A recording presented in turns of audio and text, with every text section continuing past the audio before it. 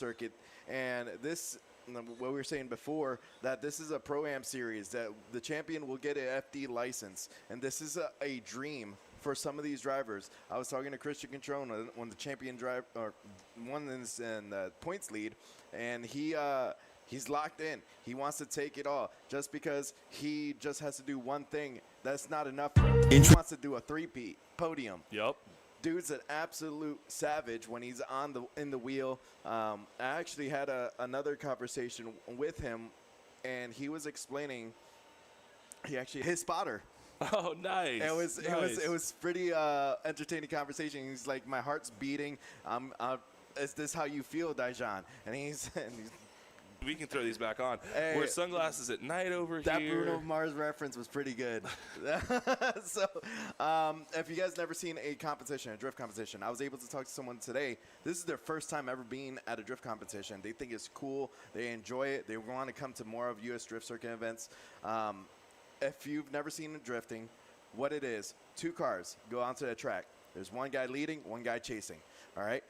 They all get 2 laps each. How is that? We're taking this very seriously, guys. So we're having a good time here as announcers. We love the sport. We love the passion. But they take 1 lap each.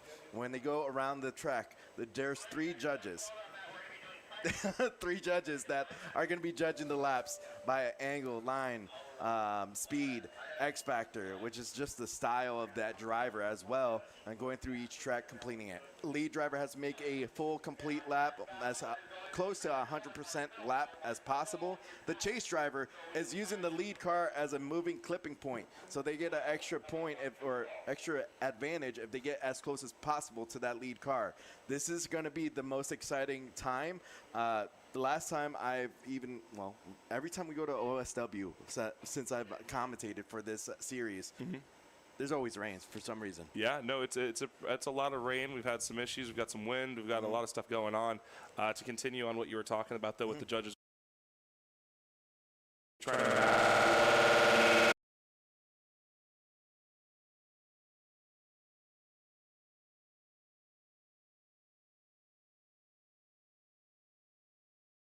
possible. You want to have 2 cars doing the exact same thing, just inches apart. That's the dream. Yes. So with obviously different cars, different angle, different power, different wheelbase, all that's going to be quite difficult. And you're also doing it at, 50, 60 miles an hour, sideways or faster. Just kind of depends. Or faster. But you even not only Pro-Am series experience the rain, and this is in general any kind of motorsport, they have weather, temperament, different types of things. One of the most exciting FD rounds was Long Beach when it just started pouring. Oh my gosh, that was insane. Nobody expected it. Nobody expected it. If you live in Orlando, did you know that you can have permanent teeth in just 24 hours? That's right. Only 24 hours and your new smile is ready. And with affordable payment options. Ice skating. Ice skating, basically. Ice skating. And possible. If I was behind you a wheel, want to have 2 cars doing the exact same thing, we talked just about inches it in apart. bracket. That's the dream.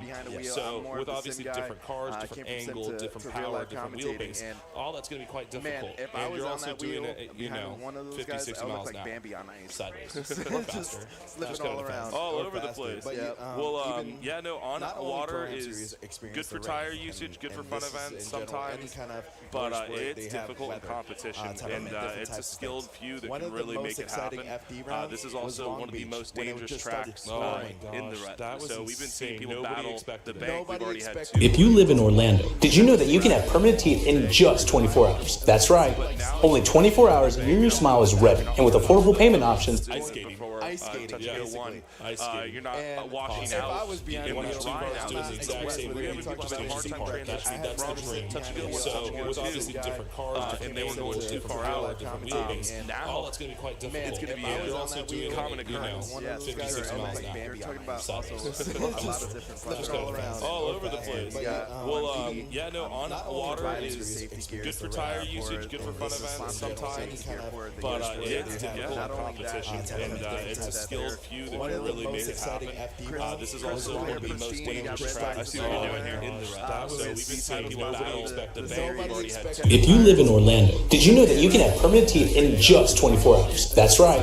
Only 24 hours and your new smile is ready. And with affordable payment options. Ice skating. You're not washing out. One of 2 cars doing emergency car. That's different. So it was always a different car, and they were going too far out on different vehicles. Now it's going to be quite different. It's going to be they're also doing kind of very professors taking it serious, but still finding the fun. And it's all over the place. It is nice to have the HPV so close to the release. When we need a hard work with qualifications, you know what I mean? And we're getting stuff next day, 2-3 days out. Sometimes, you know, we're really down to compound. This is also one of the most dangerous practices you know. So lucky enough to If you live in Orlando, did you know that you can have permanent teeth in just 24 hours? That's right. Only 24 hours and your smile is ready. And with affordable payment options,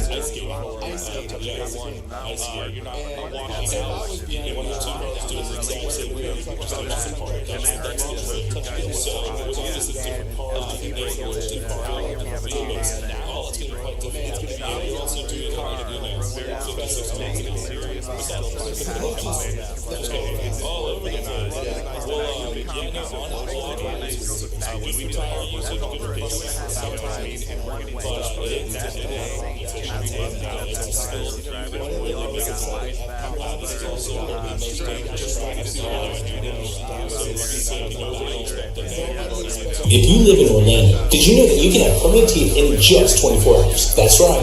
Only 24 hours and your smile is ready. And with affordable payment options,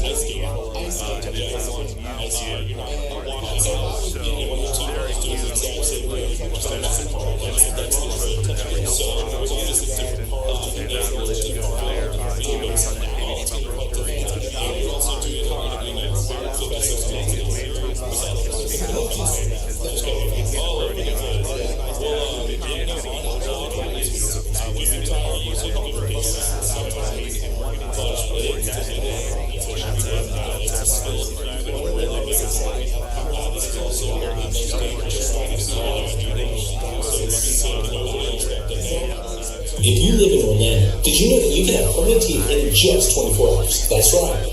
Only 24 hours and your smile is ready. And with affordable payment options,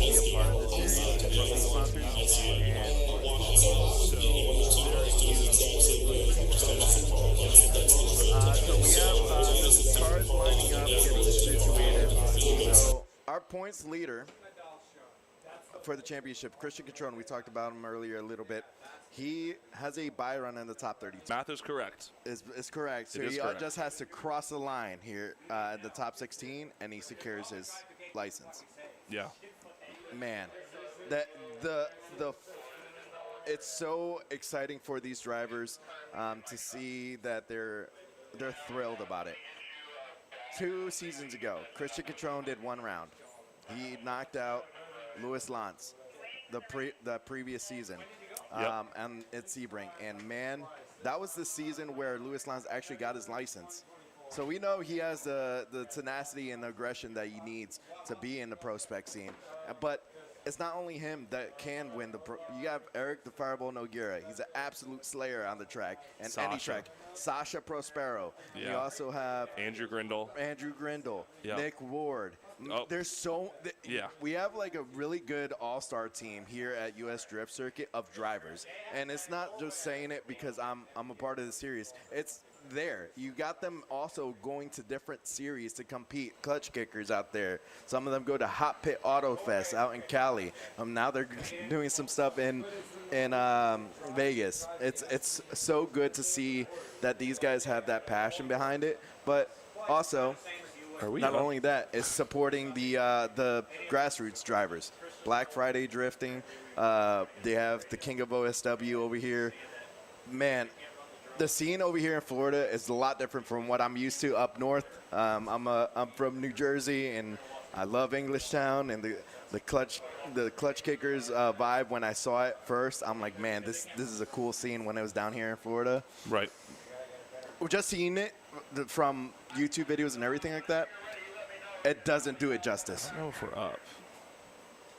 But these guys here it looks like we got that technical difficulties sorted from the live stream chat. I appreciate you guys coming out here and stream and supporting us.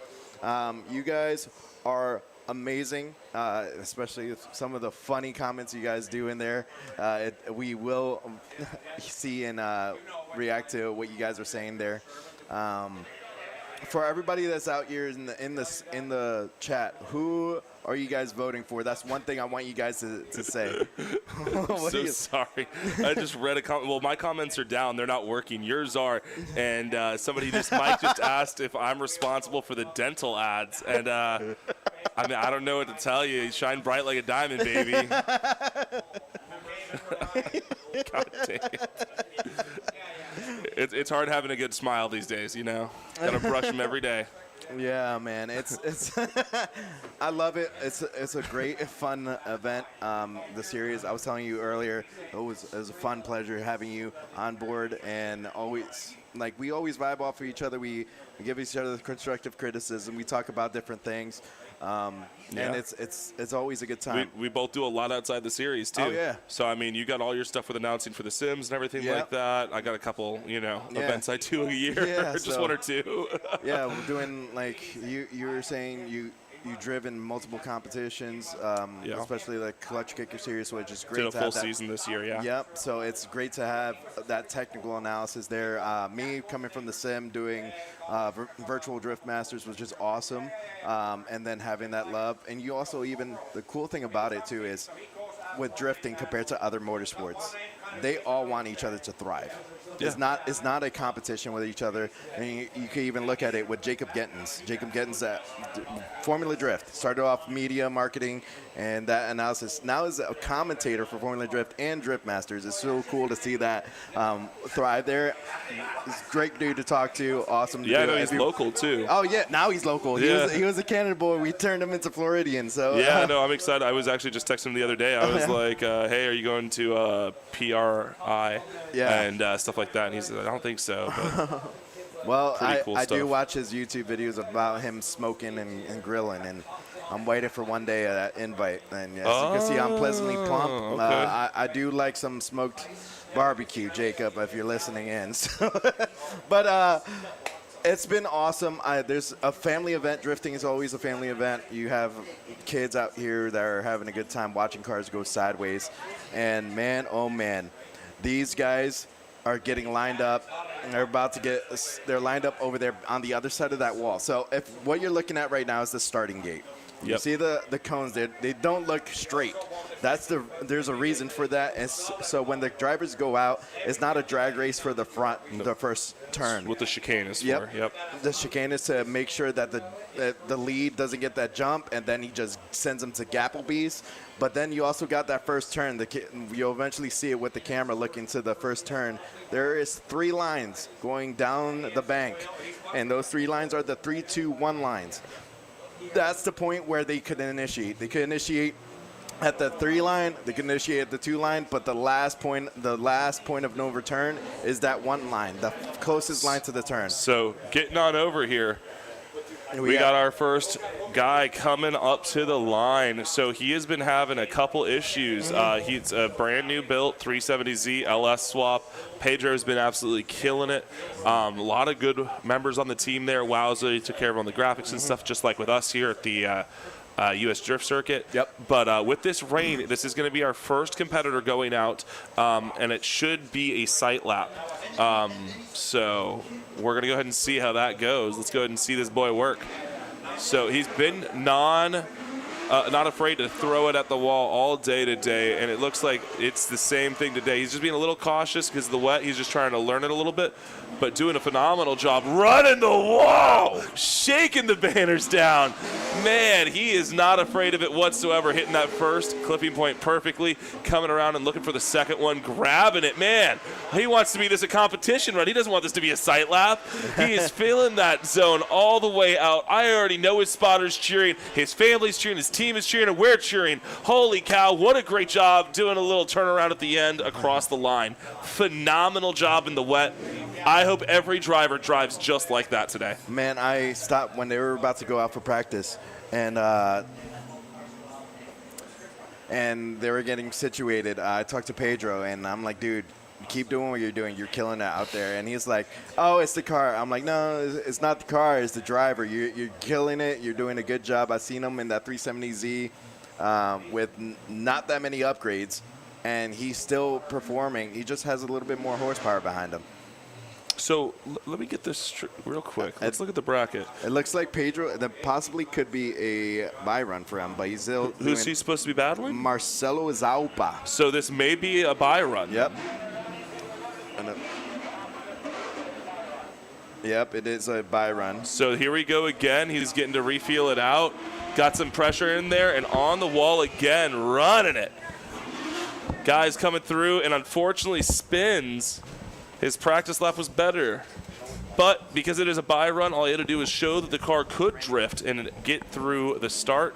And so he is good to move on.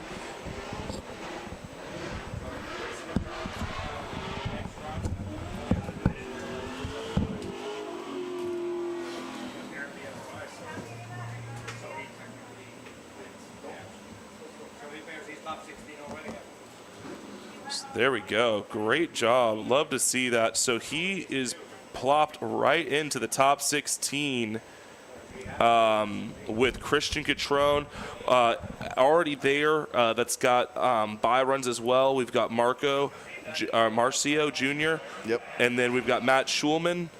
And we also have Eric Noguera, Ryan Kaufman, Andrew Grindle, and Tom Merman. I don't want to mispronounce it. I know. I literally, my nose is a little congested. Sorry about that, everybody. I know all these people personally. I don't know why I'm mispronouncing their names. Well, I do. It's my nose. But here comes the Heartbreak Kid, Christian, the Heartbreak Kid Catron, out there with that $1 million smile right there. You see that? Coming out there. Maybe with the ads Corvette. are going to be good from him smiling. He's going out there driving. Just feeling out the track, seeing the conditions. This is very important for all these drivers so they could know what's the slippery spots and what's the dry spots if it does get patchy. And he is tapping the hood. He knows this is a victory lap for him. Yep, he just got the championship. Unofficially, Christian Catron is the champion for U.S. Drift Circuit. He has secured his Formula Drift license just by driving off the line. Congratulations to the Heartbreak Kid, Catron. And man, this guy has been through the ringer I this was season. just about to say 2026 for him has been absolutely amazing, but trying. He's been hit 3 times in a row at Leadfoot. He's had issue after issue with contacts. Matt Schulman drove on top of his car at Sebring. This guy has not let any of that waver his mental state, and he has been locked in since day one. And I just want to personally say congratulations, Christian. You earned it. Cannot wait to see you in FD. I'm super excited to see how he does in FD. And the cool thing about it, too, is he has a great team behind him. Also, his spotter is... So we're going to do an interview real quick with Christian. Yeah, go ahead.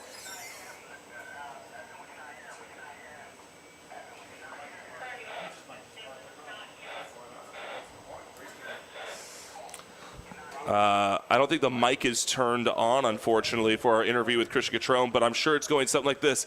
Hey, how are you doing, Christian? You feeling good? Yeah, man, I'm pumped. I got a championship. I'm super happy. This is awesome. I want to thank my team and my mom, and I love my Is that what he's saying? He'll probably say, I may have won the championship, but I'm on kill mode. I got that Black Mamba mentality. Black Mamba. Thank you. Everybody, Christian Catron, newest prospect driver. Let's go, baby. Thank you, guys.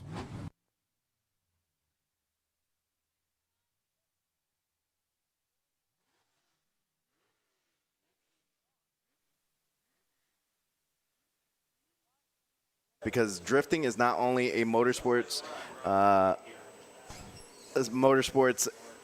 it's not about the car. It's about the mental game. If you're not resilient, it's going to be a hard time for you. But here we go. We got John Temple, the Rocket Man.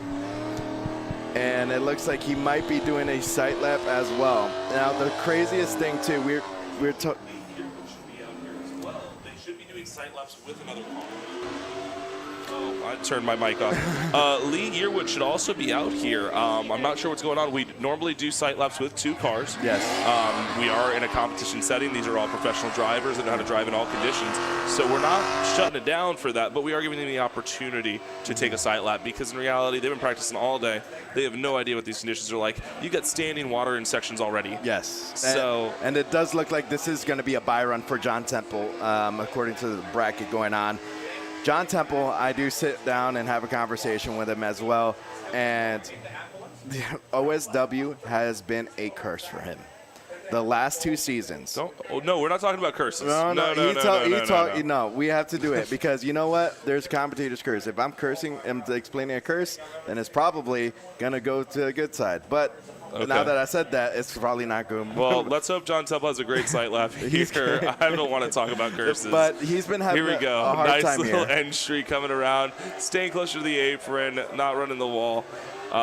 Finding his little groove and getting into the zone, sitting up there, getting comfortable. And you can see him pedaling it a little bit, just trying to see what it's like. Nice and slick down there. A lot of standing water already. It's only going to get worse. Yeah, it's going to build up, and unfortunately, but John Temple has been struggling on this track. 2 years ago, his engine caught fire. Last year, he had some engine troubles. His engine locked up. This is his redemption track. He wants to lock in. He's been practicing on the sim nonstop on this track because he wants it. And man, oh man, the Rocket Man is going to be showing his worth when he goes on his next battle because he's going to be battling it out with the winner of the battle between Hayden Williams and Nathaniel Jordan. So, that was a buy. Oh, he just waved his sight lap? Okay. Next is Nathaniel Jordan and Hayden Williams. But it looks like Nathaniel Jordan is the only one on track. So I believe for the buy runs, they're going to consider that as a sight lap. So they're going to feel out the track. We've done that previously in each round. Whenever there is rain, that happened at Citrus County when it was raining. Interesting that they had Pedro do too then. Yeah. Well, that's when they probably thought about it and had that going on. But gotcha. Maybe Nathaniel Jordan out here proving his worth this season. Actually a really good hard charger here. And they're going to feel out the track, see how it goes. Well, he's sending it. Oh, man. Going to that first outer zone. Talk about nerves of steel. I did see him struggle on that infield part during practice a little bit when it started raining. But it looks like he's dialed everything in, got everything sorted out. Marcio Jr. will be coming up next for his buy run. So right now, our top 16 bracket on the left side, we're already halfway down. You have coming up on the top 16 will be Christian Catron. Yeah, it's going to be Christian Catron versus Pedro, John Temple versus Nathaniel, and then it's going to be Marcio Jr. versus the next 2 drivers that are going to be competing in the top 32. And that's just the left side of our bracket. We've still got the right side of our bracket to get out of 32. We have had some unfortunate things happen today. We've had motors blow with holes in them. We've had some other issues. I mean, it's been a rough day for some people. I love seeing Duarte drive. He's a great and talented driver. When he told me first lap, his motor blew. Yeah, it's heartbreaking. Man, I feel it. But we got the Drift HQ camp. A bunch of other drivers are going to be competing too. So the Drift HQ team is not out of the fight. No, for sure not.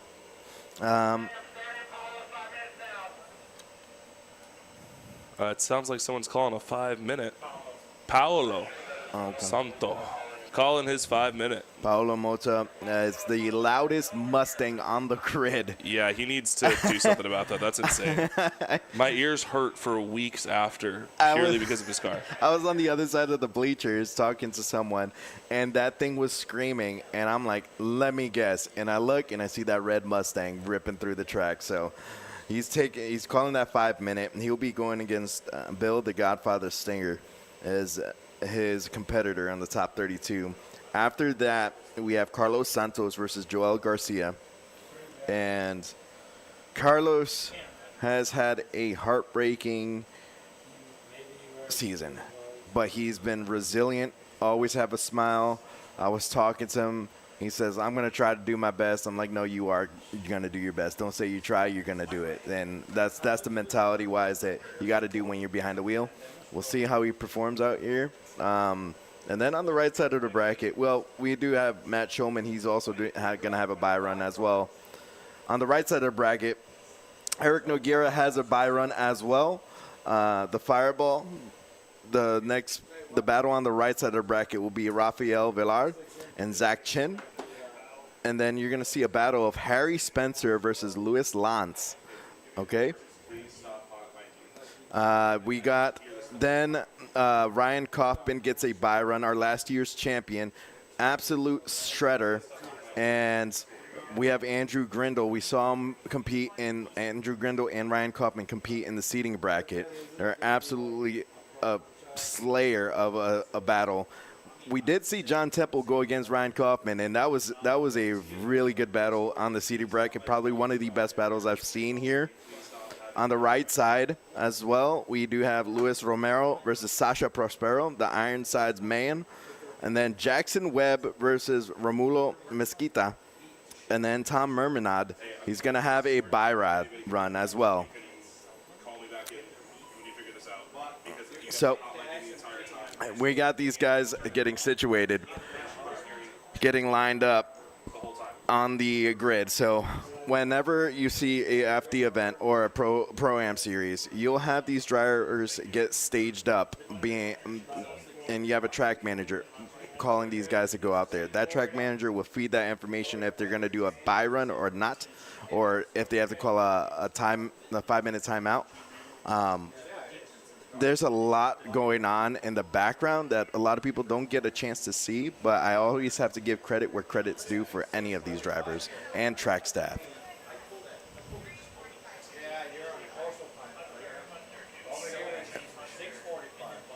All right. We have our next driver coming up. That looks like Joel Garcia.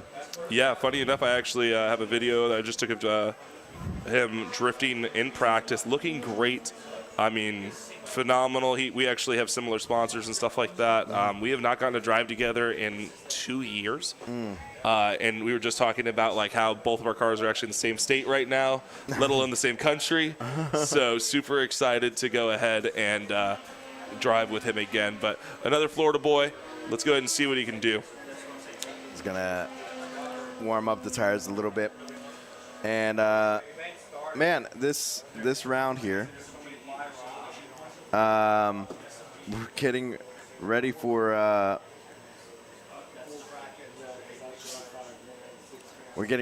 the guys getting set up. The top 32, we get everybody who is unfortunately out of the competition, out of the way, but they do still need to make a lap around the track. Man, well, it looks like he's driving off track. Really? Yeah, he warmed up the tires, drove right off track. That's crazy.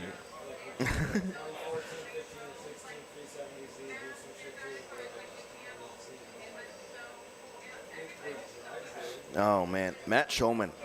I want to talk about Matt Shulman for a little one. The Shulmanator. Yeah. He's a shredder, dude. That dude he wants to make sure everything's on point before he could get on the track, especially in drivers' meetings, asking the right questions to make sure that everything is situated.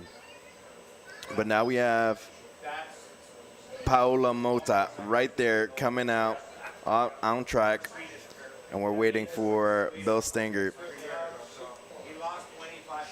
All right, there we go. Sorry, all my stuff has been messed up this entire time. Finally, things are working now. So, all right. So here he comes. So I know the car looks very similar, but that is not Joel. That is a completely different driver. Yeah, that's Paolo Mota versus Bill, the Godfather Stenger. So I'm not sure what happened there with Joel coming out and going back in. I didn't hear a call over the radio or anything for it. So once we know, we'll let you guys know.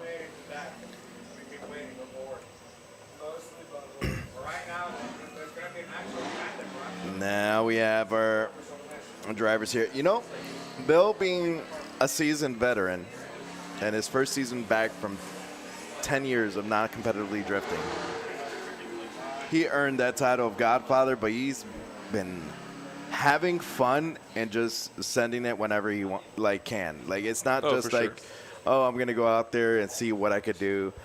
He's been enjoying it. Also, Drift Sessions podcast, that's the first time I heard of him, and I heard he was going to be competing in the Pro-Am series.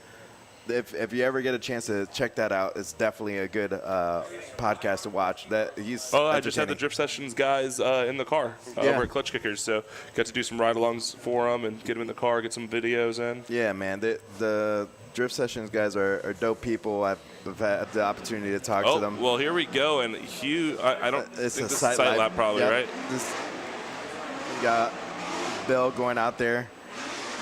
Okay, Mustang having a hard time initiating, but oh my goodness, the Godfather on the wall. Oh no! Oh my goodness. He said, we can do 360s, right? That's still legal? Looking at the judges making jokes over here. So, as you see, the track conditions have been getting more and more rough. Challenging. Yeah. It's not rough, it's slick, but you see right there on that puddle, that's coming off the bank. The one competitor that hasn't been this season, Willie Espinoza. I want us to talk about Poopy a little bit because it was unfortunate. We were getting rained down. His RX-7 went through a puddle and locked up and seized his engine, and that gave me the biggest heartbreak. And Willie's also with King's Performance. That's baby right there. His business.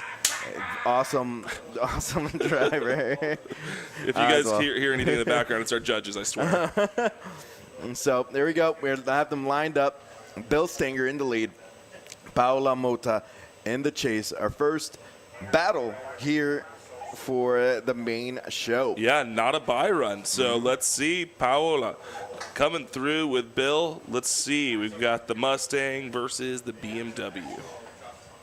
Oh, man.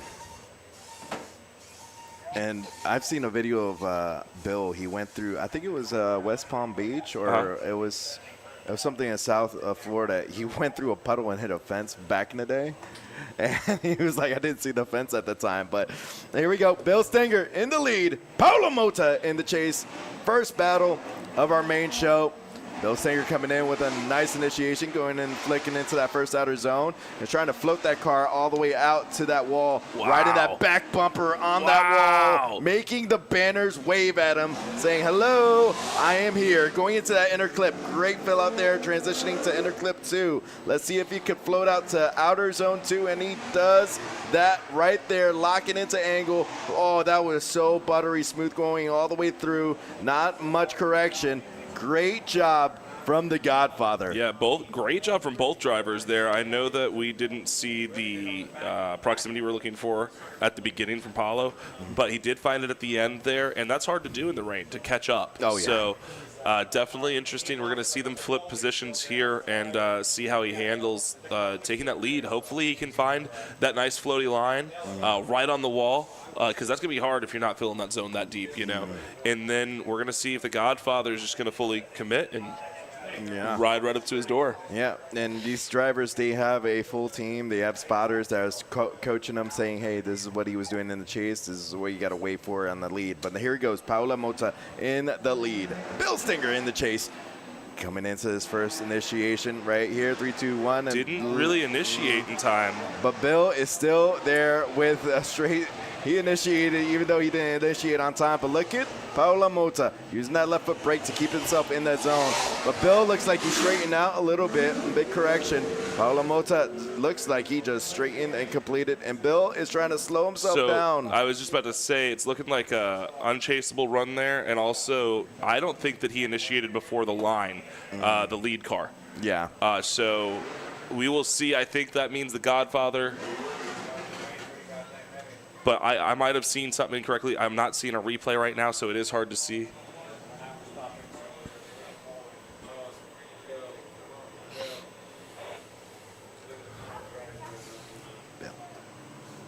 All right, well, we're getting a point by, and it is absolutely pouring out here, wind and stuff. I feel so bad for our track staff. He is letting the Godfather, Bill Nye, the science guy, gets the win and is going to be moving on. So super excited to see that. He's going to give that full point over here for both the drivers to know. We have both of our other drivers getting ready.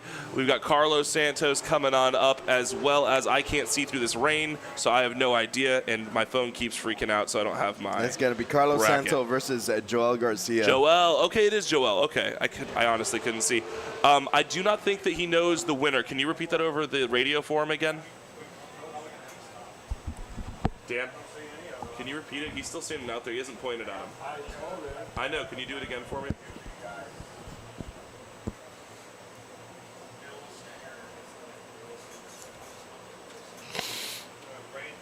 There it is. Yeah, poor guy out there pouring rain. Couldn't hear the radio call. Thought he would hear me over the intercoms, but apparently we've got plastic bags over the speakers, so it's not traveling to him. So, sorry, you guys might hear me talking to the judges a little bit tonight as well, just because we are in the same booth together, and sometimes there's just information that gets transferred over, and I forget to mute my mic, so I apologize. Here we go. Our site lap, Carlos Santos coming out here. Yep, Carlos having a rough season as well. A lot of stuff going on for him. As he is. Oh, I'm sorry. I was watching him look like he was going to crash into the wall. Sorry. And it looks like he had to shut down. He can't see. He's rubbing his lens there, and maybe the car shut down. So something with all this water too, depending on where you have your MAF sensor and some other things, it could read that water and shut your computer. Your computers could shut the car down. Oh wow. So. Oh no, and Carlos is going well past the wrong direction on the track. I don't know why he wouldn't pull across the center. There's a big puddle in the center. You see that? No, I understand. It's just you don't. Yeah, for sure. Sorry, track etiquette. It's personal stuff. Sorry. Yeah, yep. But it's for safety and things like that, and we really take that, seriously. Don't worry, it's medicinal. And as you can see, there is also wind. The rain is moving really bad, and the track conditions are getting worse and worse. There is some drainage in the track, but sometimes it just pulls up. A little observation here, well, just so you guys know what we're talking about too. Carlos was getting up on the line, but he did just call his 5-minute. So he's pulling off track.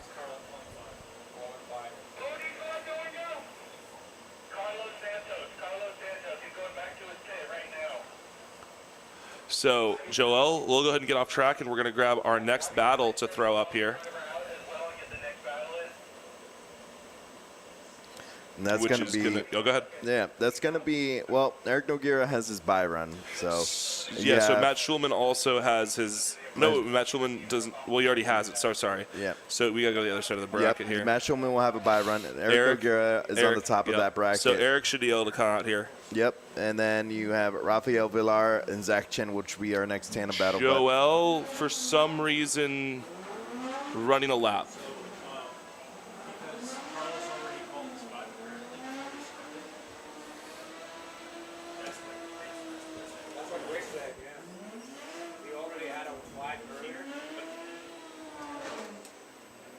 And it looks like Joel is going through that puddle, and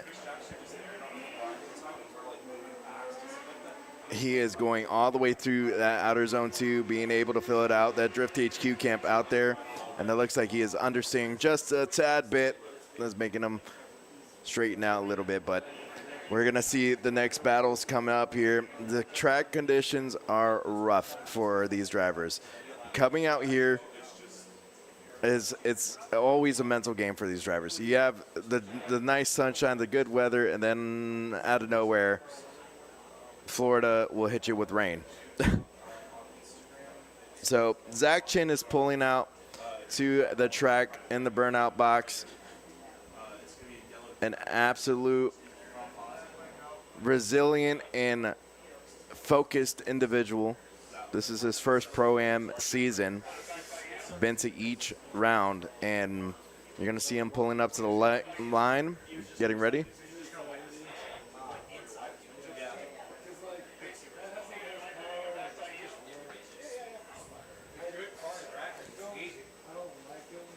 And we have Dustin coming back here. Talking about talking to the judges a little bit. What was the thought process over there? Yeah, so sorry. So what it is I'm going through the rules and stuff like that, and I'm in all the chats and everything. So I'm just trying to make sure I'm fully understanding stuff, and I was also letting the judges know some information I know. So Carlos Santos apparently was not at the line when he was supposed to be. So a 5-minute was called to get him, to bring him to the line. So they used his 5-minute. He apparently did not realize his 5-minute was already used. No. So he actually called a 5-minute purely because he wanted to wipe down his windshield. Because he couldn't see. Yeah, that is an unfortunate circumstance for Carlos Santos. Yeah. Now, you do need to be where you're supposed to be. I know, what was it? Cletus McFarlane in Granis Racing. There was a big thing about, like, being to your pit call time on time. But you miss stuff. You get busy, man. Yeah. You are locked in taking care of stuff. And even if nothing's broken or whatever, you're changing tires. You're checking PSI. You're looking at fluids. You're changing gears sometimes, you know, in the back. You're focusing. You're watching videos, your, you know, last runs, whatever it may be. So there's a lot there.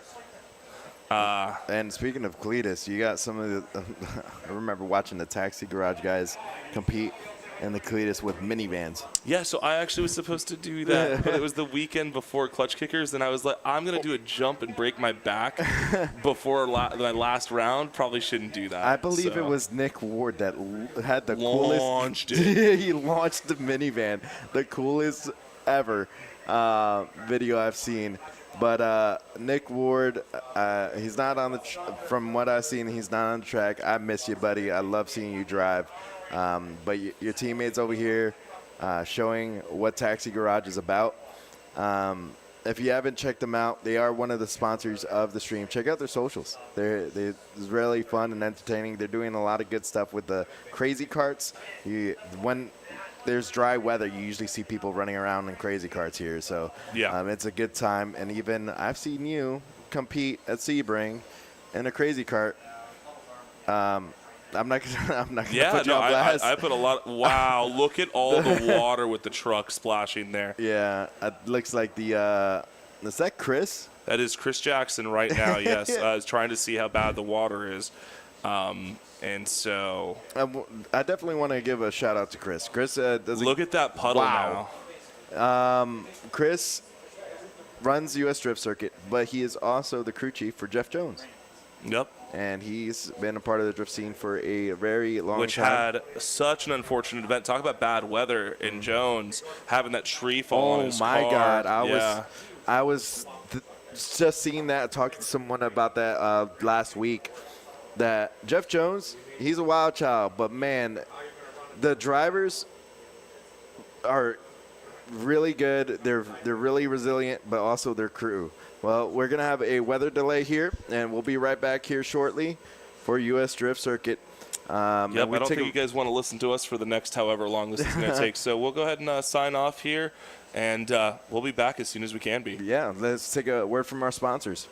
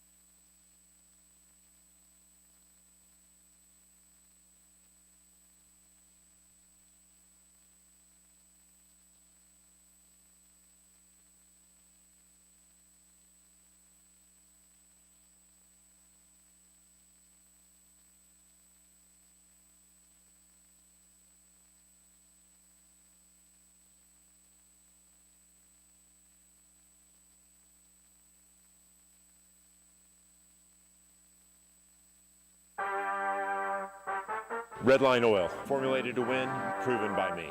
Redline oil, formulated to win. Formulated to win. Formulated to win, proven by me.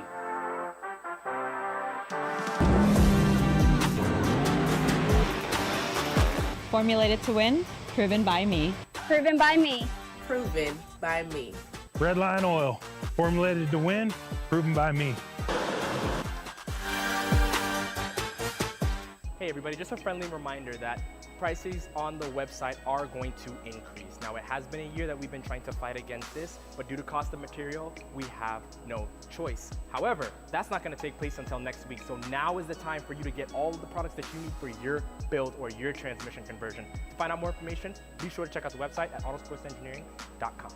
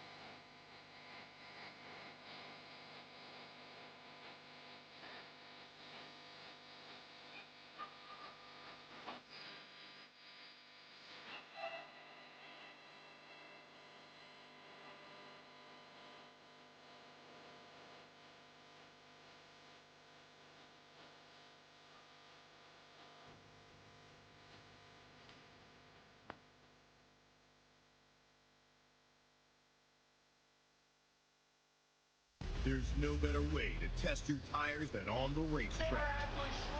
That's why at Kenda Tires, we compete with the same tires we sell. And that's how the technology built into every Fezda UHP Max tire goes from podium What a performance. to pavement. Whether you're a professional driver chasing podiums or a grassroots enthusiast looking for weekend excitement, Kenda Tires are designed for your journey.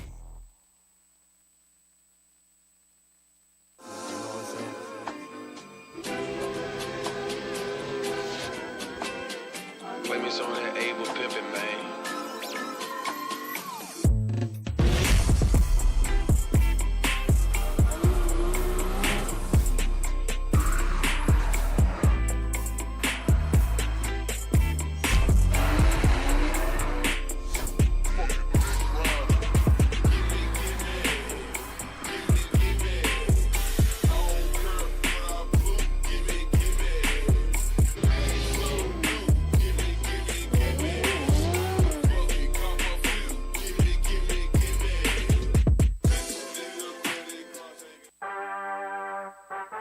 Redline oil, formulated to win, proven by me.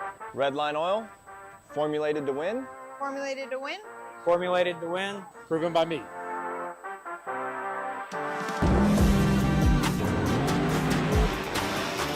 Formulated to win, proven by me. Proven by me. Proven by me. Redline oil, formulated to win, proven by me.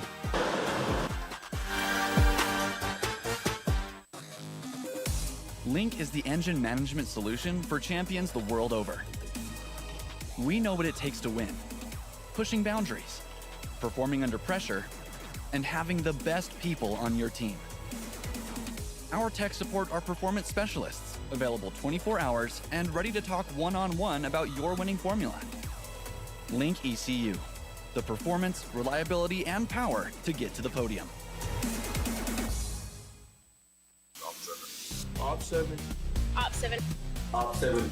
Op 7.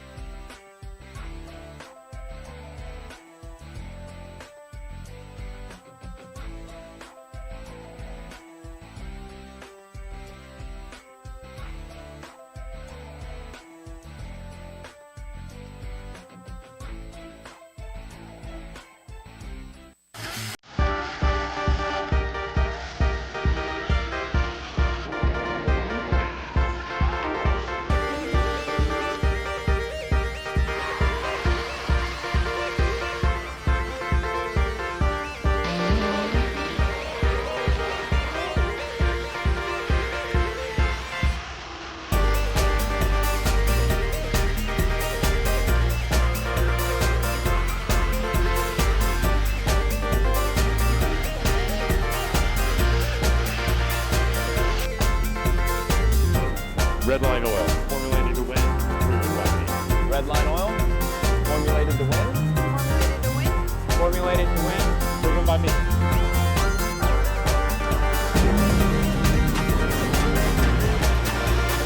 Formulated to win, proven by me.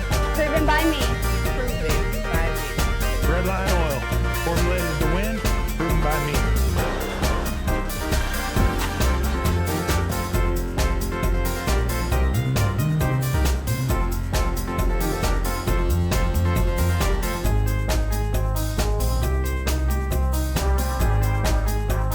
Redline oil, formulated to win, proven by me. Redline oil, formulated to win. Formulated to win. Formulated to win, proven by me.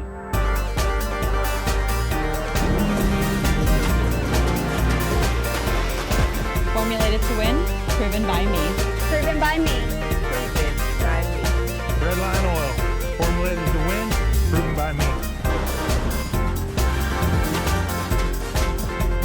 Just a friendly reminder that prices on the website are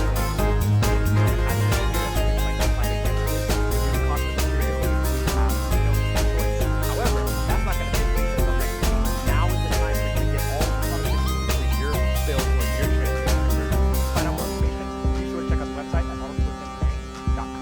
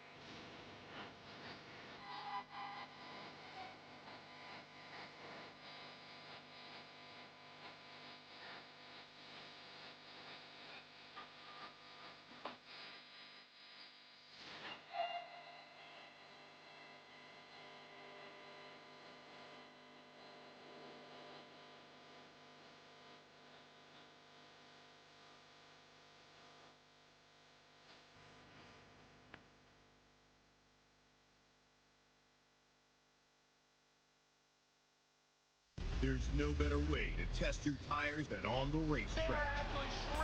That's why at Kenda Tires, we compete with the same tires we sell. And that's how the technology built into every Bethesda UHP Max tire goes from podium Water performance to pavement.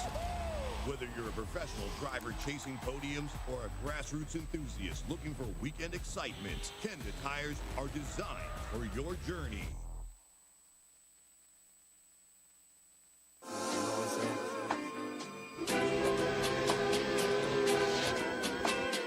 Play me some of that Able Pippin, man.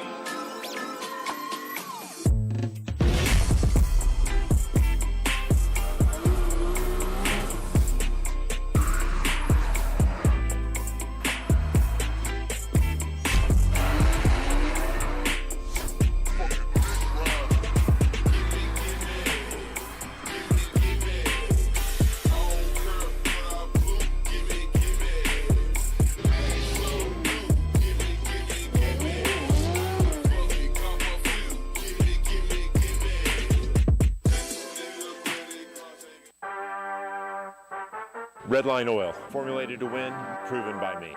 Redline Oil, formulated to win. Formulated to win. Formulated to win, proven by me.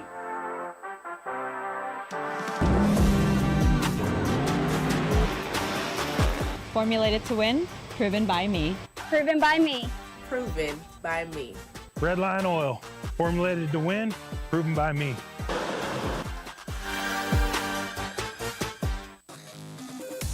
Link is the engine management solution for champions the world over. We know what it takes to win, pushing boundaries, performing under pressure, and having the best people on your team. Our tech support are performance specialists, available 24 hours and ready to talk one-on-one about your winning formula. Link ECU, the performance, reliability, and power to get to the podium. Op 7. Op 7. Op 7. Op 7.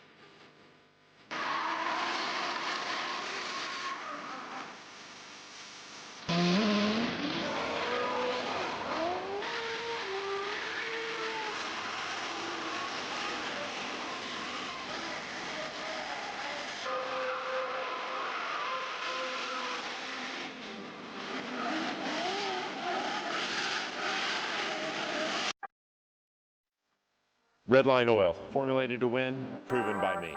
Redline Oil, formulated to win. Formulated to win. Formulated to win, proven by me.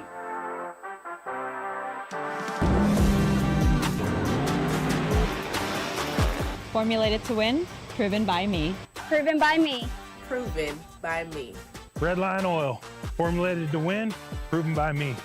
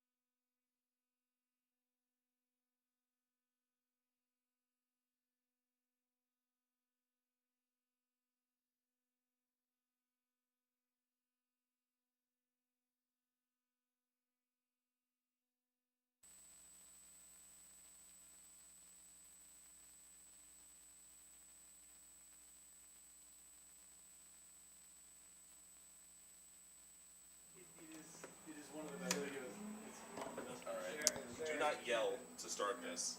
Let me start it. No, I'm not yelling. Let me do that. Maybe like, hello? Hello, it's Dustin. It's Dustin time. I'll send you a lot of information. Because I think Ryan, the guy you met earlier. All right, we are ready to go for live stream. Can you guys get us a countdown for the live stream? Hello? Like, much worse than mine. Probably similar. Yeah, I'm going to be there, like I said, January 8th. What is the radio for live stream? Hey, can we get a live stream up? Well, we're please? renting $700 for a fucking mansion. Like a 6-bedroom mansion. Come on. Yeah. $1,000 and you live like a king over there. Yeah, I'm gonna move to South America. I'm telling you right now, I'm not kidding. Come and visit, and you're gonna be like, what the actual? Alrighty, guys, welcome back. I know we've had a little bit of a weather delay there. You got to miss some pirouetting trucks. You got to miss a few things, but it was nice. It was pretty entertaining, especially 3 cars going by. But you have our buy run right here going through. Looks like Eric Noguera taking his sight lap here, and it looks like he's able to get back on track. But yeah, the track was basically a lake for a hot minute. Then we had some of the trucks out there trying to get it as dry as possible, able for these drivers to drift around the track. But I know it was a long delay. We were able to have bathroom breaks real quick and get sorted out. And so are the drivers. They're getting locked in for the battles. I actually had an opportunity to talk to Christian Catron spotter, and they're excited in their camp over there. Yeah, no, a lot of drivers actually. We got Andrew Grindle resting and sleeping in a hammock in his thing over here. Okay, hold on. What is going on down here? I found it's a plugged-in switch into the charger. Yeah. That's what's going on. I'm confused. We've got a couple drivers out here. So looks like we're going to go into some side.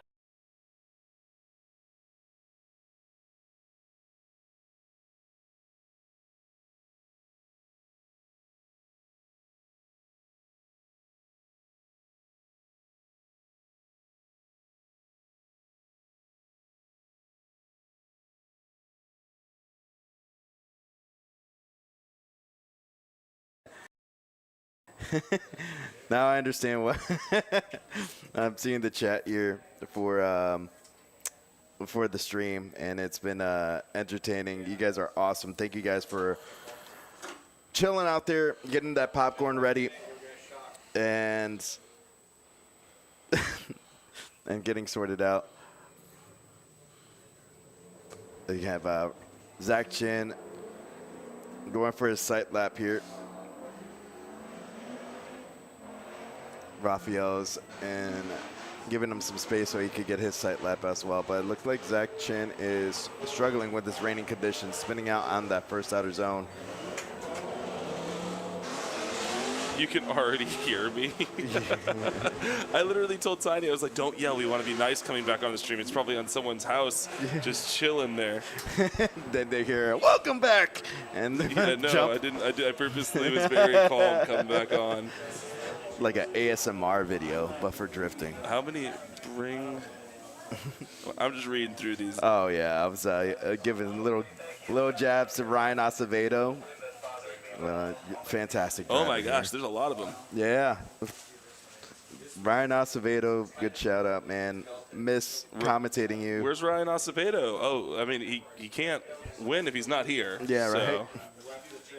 What? Oh, there's even more. Oh, there's more. So, is USDC the second biggest drift series? But we'll go back to that question. Here goes Zach Chin in the lead, coming in with a nice initiation going to that first outer zone, but he's keeping mid to the track. Oh my God, he's getting right to the wall. A little love tap. Going into his first inner clip, diving down to the track. Oh no, looks like he straightened out a little bit. Shuts it down. Oh my God, and he's trying to fight through it. Looks like we're having a little struggle there with the camera, but we'll get that sorted out here shortly.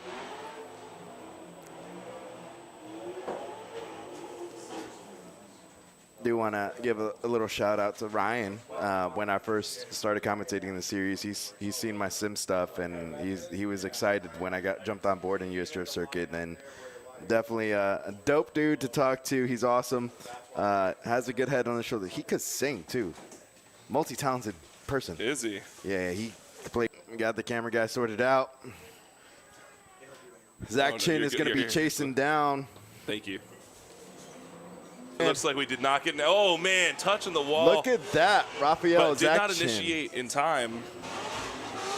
Oh, he's spinning with the Mustang.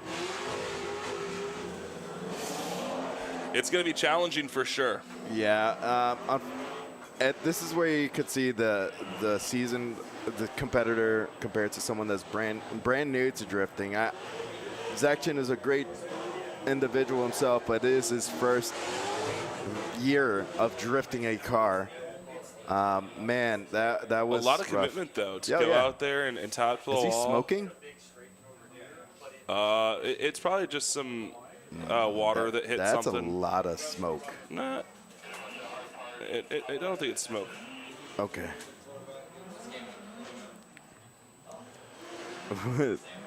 Got fire extinguishers on standby, and it looks like the judges have come to a decision. Raphael gets the win and moves on. There you go. I got me shouting. Are you? Oh, you are. Oh. Man, perfect. Oh man. Next battle here, we got Harry Spencer versus Lewis. Checking to see if there's a fire under that Corvette.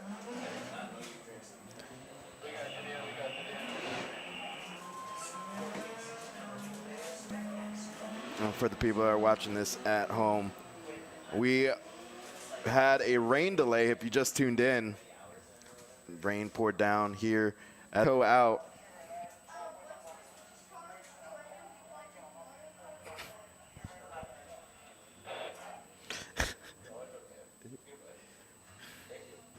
It is definitely coming down. Yeah, it is. It's let up though. That's a good thing. Oh, it's not the monsoon that it was. Yeah. But you can still see the sheets, mist. even in this. You can see the sheets of rain coming down. Sheets of rain. Look at I do like that rep. That's a good reference. Yep.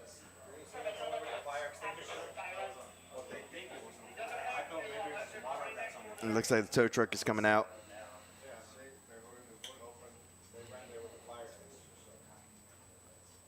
Raphael has to possibly get towed out here. Maybe it was smoke. I thought it was maybe just a puddle coming through, hitting the headers or something like that. Yeah. Burning off.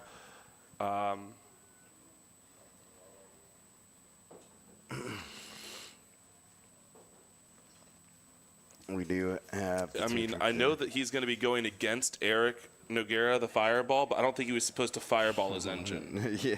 I don't think it was supposed to fireball before. That was like a fireball spell or a Vada Kedavra. I don't. Hopefully not that. Hopefully That's an not unspeakable curse. I can't believe you just said that. Oh, I'm sorry.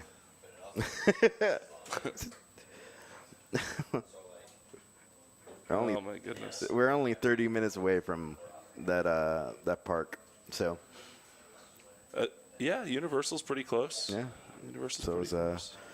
That's a they get to experience the FD round, but they have a lot of good things. They got the beach, they got Disney World, they have other amusement parks, and even a plethora of other entertainment areas. So we're gonna see the tow truck get Raphael. Oh wait, he's and the sunglasses. Maybe if you didn't wear the sunglasses at night. I'm saying I'm gonna be blinded. No, just.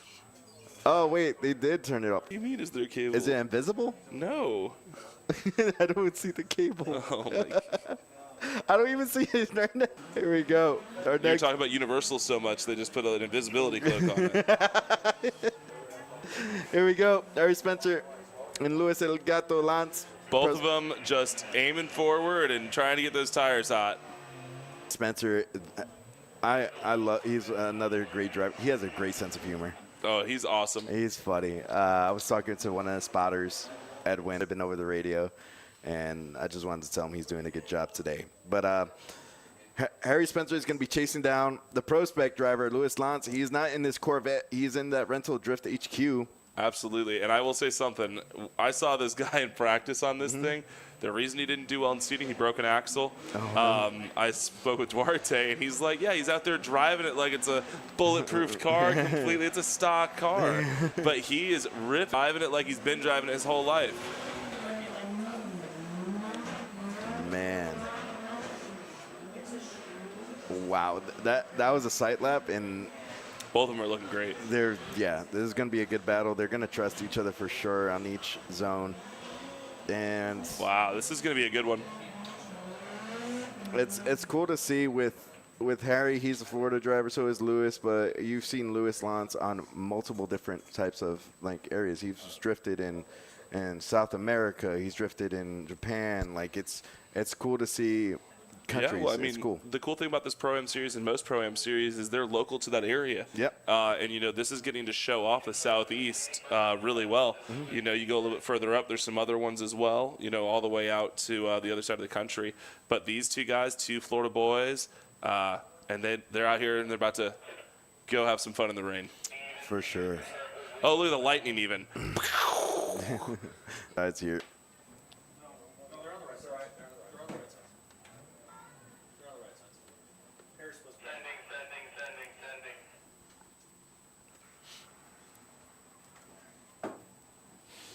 Here we go. Louis Lance is going to be chasing down Harry Spencer here at OSW. A nice initiation from Harry. Oh, Louis looks like he's falling out of drift a little bit, but now getting back into it. Harry, it looks like he was a little shallow right there. Then going into interclip 2, able to get right there. Look at Louis Lance giving him room. Now he's going to try to dial it in, massage the angle, to try to get into that pocket. But, man, it's a very uncharacteristic driving from Louis Lance in the chase. Yeah, no, I'm sure he's trying to play it safe to a degree. Obviously, not spinning around, not doing anything crazy. So, yeah, love to see that.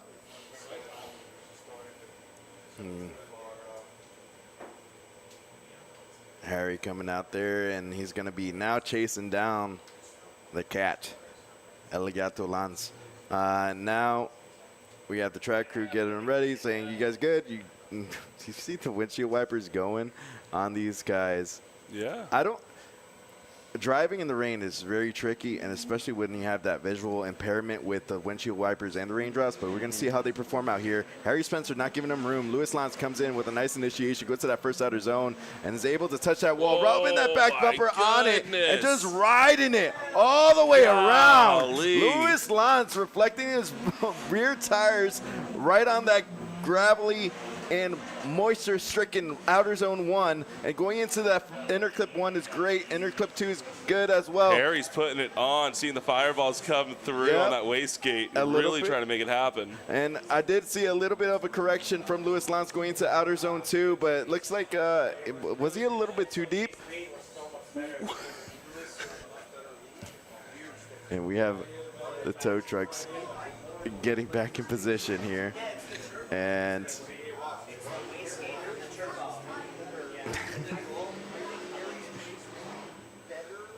wow, I mean, some great rain driving. Super, super pumped about that.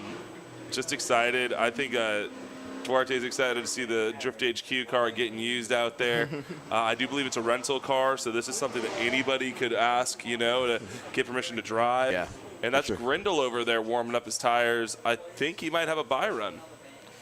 It looks like he does. He does. Yeah, he does have a buy run to the top 16.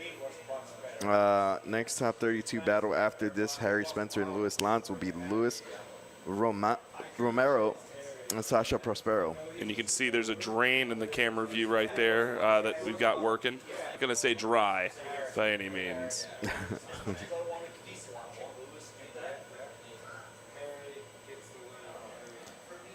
And it looks like Harry Spencer gets the win. He run than what Louis just did, but Spencer didn't do a bad job either.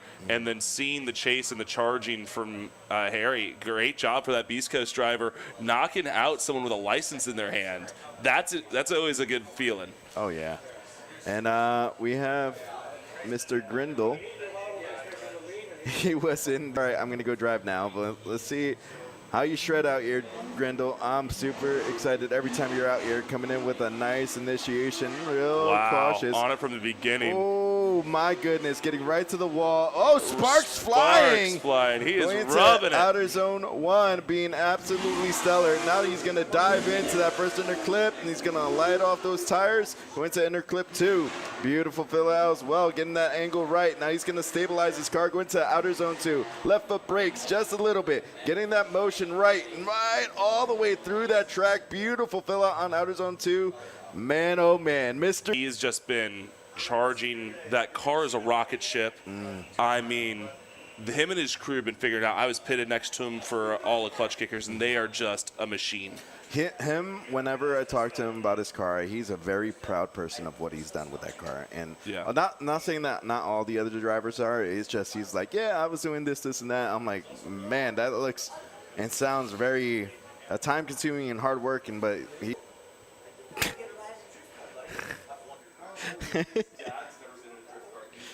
Why are you calling me out, Dustin? What do you mean? You know, they're saying you should get in the drift car. Yeah, so haven't drifted a car, and haven't ridden in one yet. But coming from the digital side, you've got more hours turned on the sim than I do. Yeah, for sure. I would say so. Yeah, I put a lot of hours on the sim, but I was talking to someone else here. I have like over 700 hours on Assetto Corsa. I want to say 75% of that is on a microphone. Is what?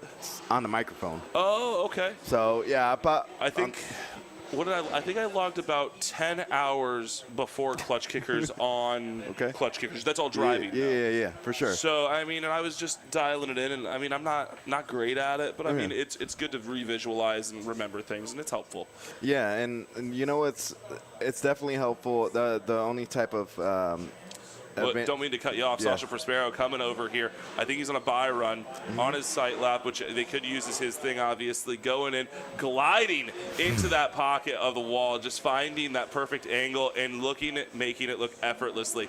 You can see the tailheads. You can see the proximity, how close he is, and just going for it. Good angle coming through the bump. Kind of a little out on the outside of that inner clip, whatever.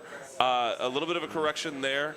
Coming around, but on this outside here, looking like he's going to settle like he did on the other outer bank and just run that apron through, not bobbling, not correcting, just floating it through, doing a great job. Absolutely. So and that makes sense. He sets it and forgets it, right? Like that's what he's doing. In the center, though, it's a little hard. It's not as visual as it used to be. It's harder to see in the rain. You're dealing with fog. You're dealing with the water. You're dealing with water on track and the lights reflecting up. You can't really see the markers as well. So there's a lot of stuff going on. So he saw that. He made a correction to fill into the zones where he wanted to, and then set it down. Yeah, and it looks like a little patchy in the middle side of the track, and kind of looked like he had to clutch kick a little bit to send that back end around.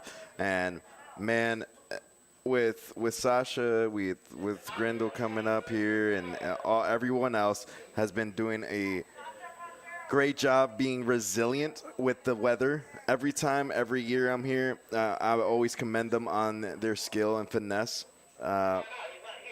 We have Sasha and Andrew Grindle going to be battling it out in the top 16. The next battle we should be seeing is Jackson Webb and Romulo Mesquita. The chat, we're not flying the FPV drones because it just won't work. With the rain, the storm, and the wind, it'd destroy them. It's a lot of money. And realistically, we have a lot of stationary cameras that the judges can use for secondary reviews and stuff like that. Yeah, so another question is, who are we? Yeah, we introduced ourselves in the beginning of the stream, but we did have a rain delay. My name is Jonathan Tiny Warbe. I am the commentator for US Drift Circuit. We got Dustin, the Florida man, Dustin Motors. You've probably seen him on viral videos on Instagram, but he's also a fantastic driver here at Florida. Like, the first time I saw you was the Black Friday event last year. And I'm like, dude, you could shred. It's my first time seeing you drive, and you're always excited behind it. And it's great having you as a technical advisor here. Yeah, I appreciate the opportunity. I've been driving for over 6 years. I've been competing now for the last 2 years. I did it fully committed to a season of clutch kickers this last season. Not sure exactly on my final placements, but I should be 7th overall in the standings. I had a 5th place finish. So, I mean, I kind of know what I'm doing a little bit, but, you know, definitely a lot to learn. But super excited to share the wisdom that I do have and the experiences and commentating. So we can talk about this GS out here. Or is it, what is this? Oh, no, don't do that. Okay. You have Romulo Mesquita right there doing his buy run. Jackson wasn't able to get to the line on time, and he did fantastic. Romulo did a fantastic job in the seating bracket as well. Absolute stellar driver. I'm excited to see him go against Tom Mermanad, and we're shaping up the bracket. Now we're going into the top 16 on the left side. You're going to have our champion, Christian Catron, and Pedro Segnini. And Pedro Segnini is first year competing as well. He was voted as the rising star from all the drivers here at US Drift Circuit. And I totally can see that he's definitely a rising star. I've seen how he's driven. I've told him from when he was riding almost a stock 370Z, competing in OKC, Orlando Kart Center, and then to where he is now, new motor in there. And Tom Mermanad in that Chevy Corvette. I don't know if Pedro is able to get to the line here. And you have Tom Mermanad warming up those tires.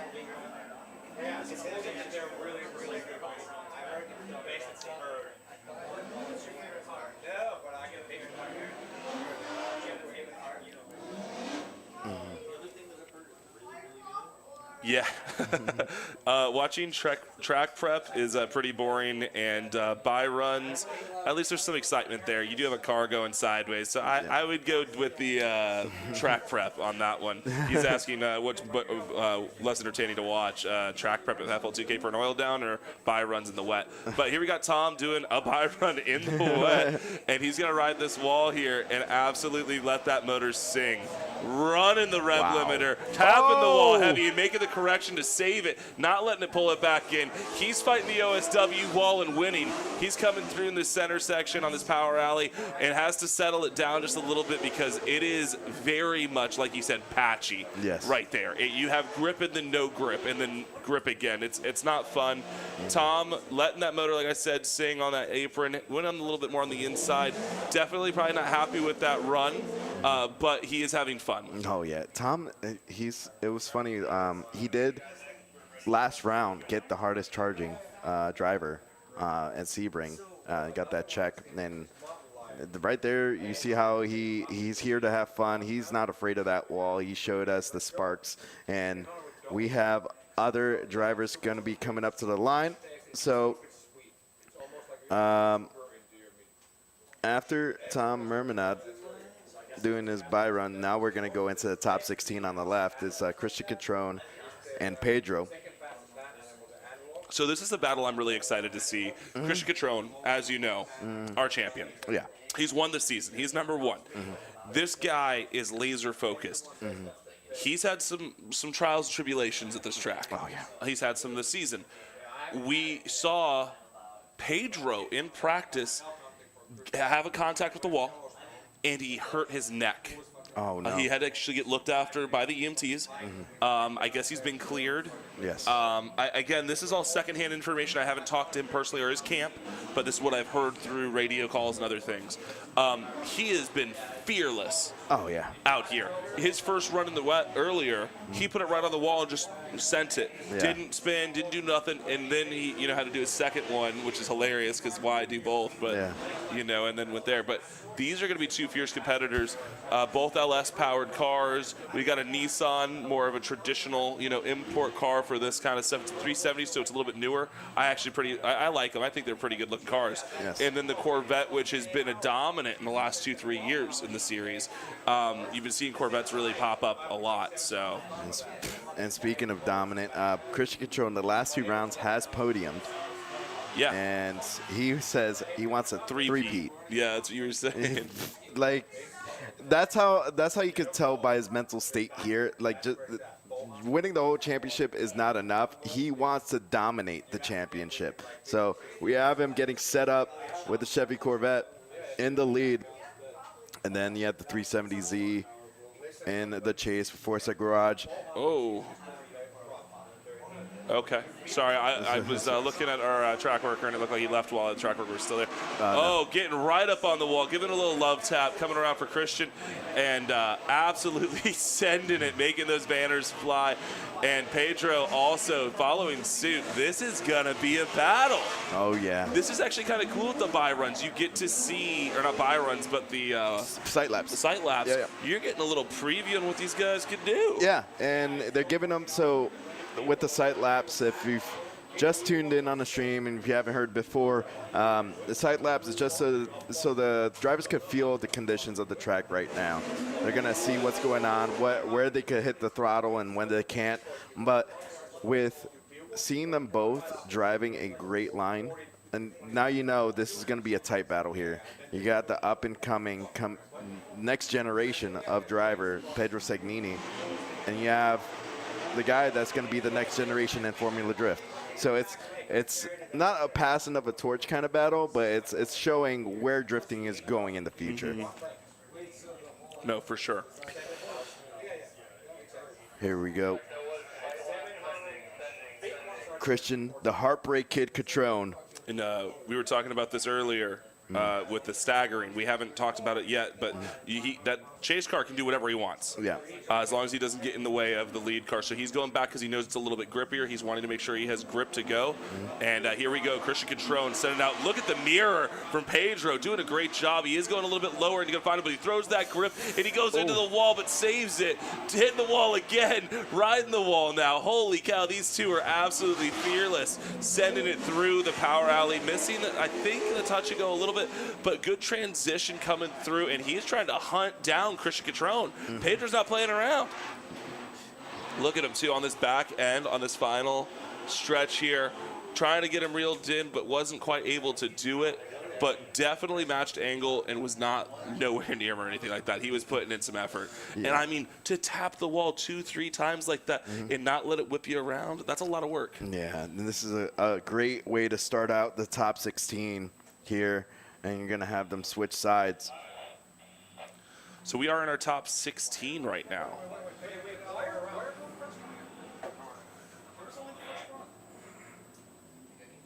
I think Pedro wants to check his car out after making some taps on the wall. Okay, so you think he called a 5? I think he called a 5 here. So that's why we see our next battle coming out here. You have Nathaniel Jordan, the People's Champion, we were calling him, in the first round. And then you have John the Rocket Man Temple in that Combat Tan S chassis. And man, these are two drivers that have a very similar style, I would actually say. Different cars, different time in the sport. But as drivers, I think both of them have a good commitment level, and the way that they flow through track, I think, is very similar. Yeah, I think I definitely agree with that. If they both had the same car and same power plant, you would see the same style on here. Nathaniel Jordan is not at a disadvantage because drifting, to a certain extent, horsepower doesn't matter. Yeah, I would say. But you have definitely helps. It definitely helps. But now you have Nathaniel Jordan going to line up. What is going on right now? We're trying to figure this stuff out here, and so they're coming back off. Not exactly sure what's going on. Maybe Pedro's car is fine. No, they got confused, and they thought that the sight laps were the first half of the battle. Oh, okay. So I'm getting word that we thought the sight laps apparently were the battle. Did the drivers think that?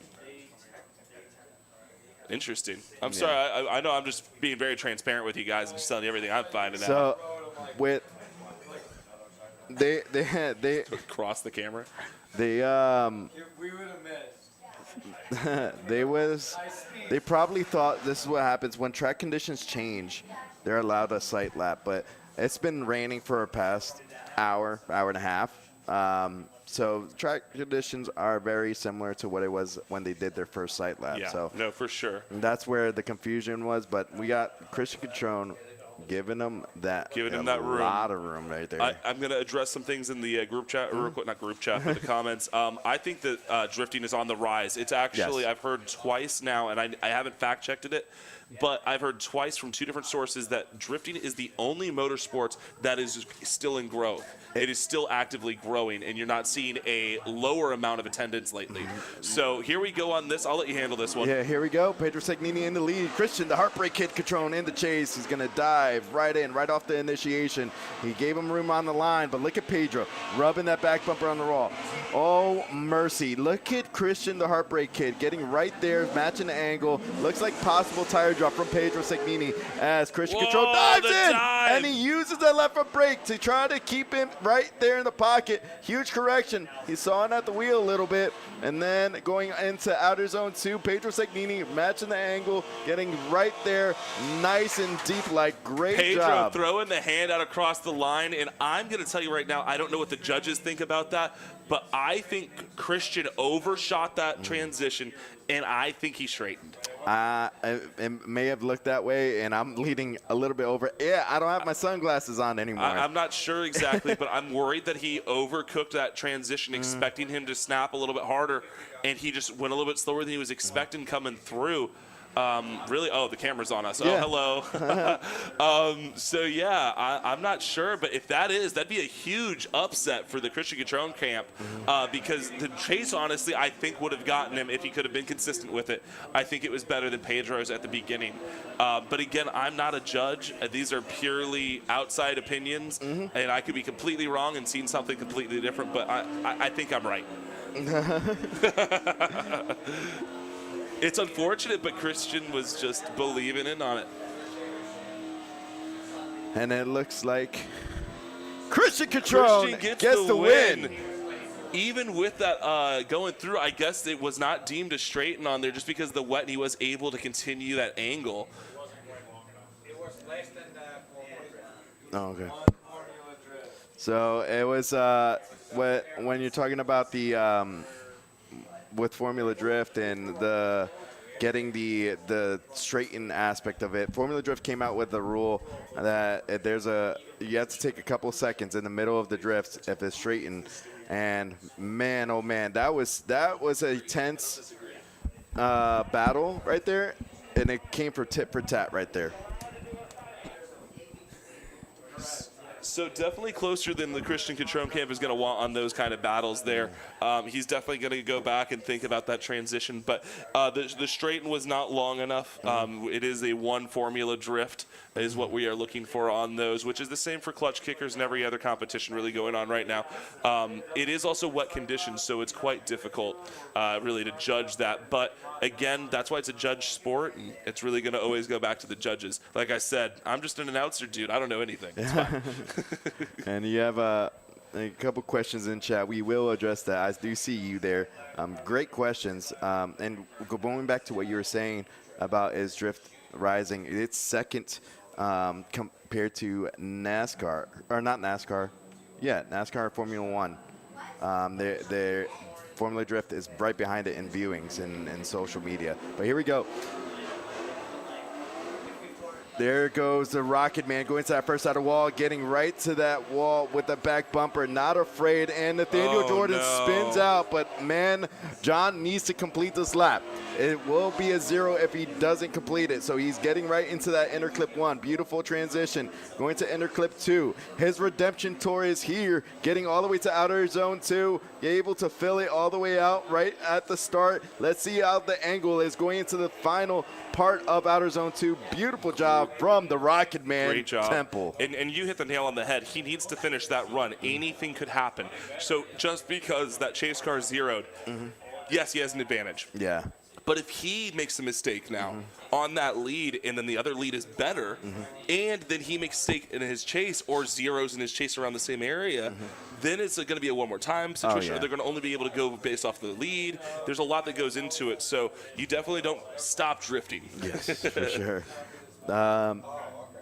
do see another question in chat while these guys are getting lined up. Drift Sims are cultivating a lot of younger and newer talent, and 100%. I definitely agree. It's not only drivers as well as commentators as well. So it's great to see people going from the sim to real life drifting. Christian Control and Spotter went and competed and won his first tandem battle in Black Friday event here at OSW. So here we go. We got the switcheroo, and we got the People's Champs leading the Rocket Man coming on up. John Temple transitioning and giving some space, but matching angle and getting deep into that section. And our lead car looking amazingly better in comparison to what his chase was. Not quite filling the entire zone there, coming into the first touch and go, getting that through the power alley. Temple still giving that space, not throwing a whole lot of angle, our lead car, but making it happen and getting into the zone. Possibly like a tire off there, but nothing too crazy. Temple running the inside of that apron, trying to get that proximity up. Ultimately, good run for both of them, and he's doing a little 360 for the crowd.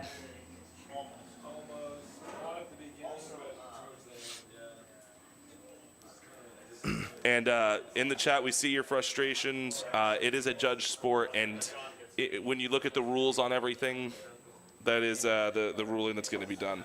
And so. Looks like the judges have come to the decision. We're going to cut to the camera here. And John Temple gets the win. There we go. The Rocket Man. A lot of nitrous on that guy. He's gonna shoot his car straight to the moon. How much nitrous he has on it.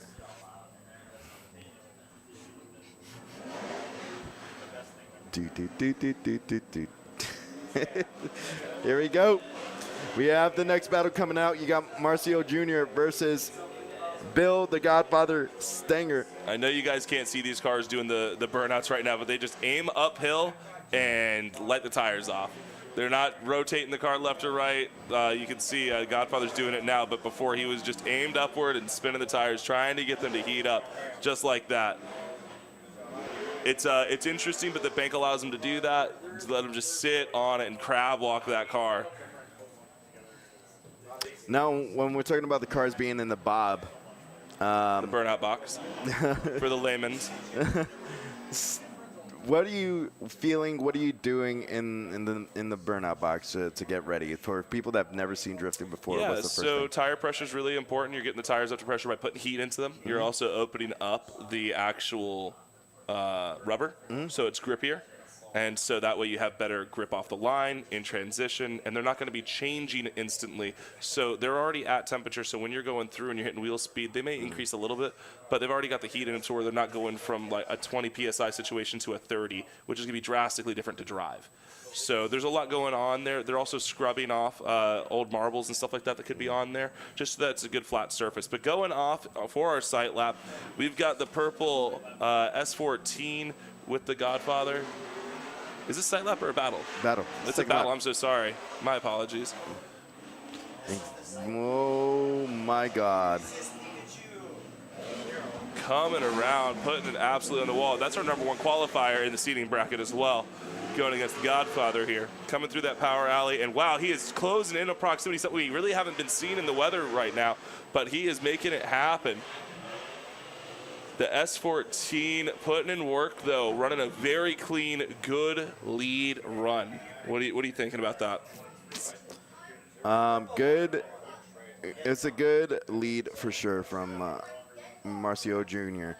But, man, as something that I wasn't expecting with the build that he corrected that much in the chase. He's usually good at getting in the pocket, but huge correction throughout the lap. And now Dustin isn't wearing his sunglasses. Oh, I can put them back on. Hold on. Yeah, there we go. yeah, please.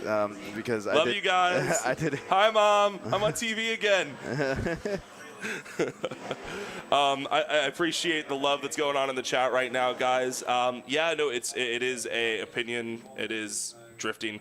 That's why I try not to give too strong of an opinion. But when I see something, I do right to give the information. You know, I've been long enough to where I can be a technical advisor, and I can do spotting and stuff like that for other competitors and get to work on teams and stuff, not just drive. So it's I've seen all the aspects of this, and we all have calls we don't always agree with, but the judges have definitely got all the resources to make the right calls, especially the panel we have today. They're killing the game. They're always good.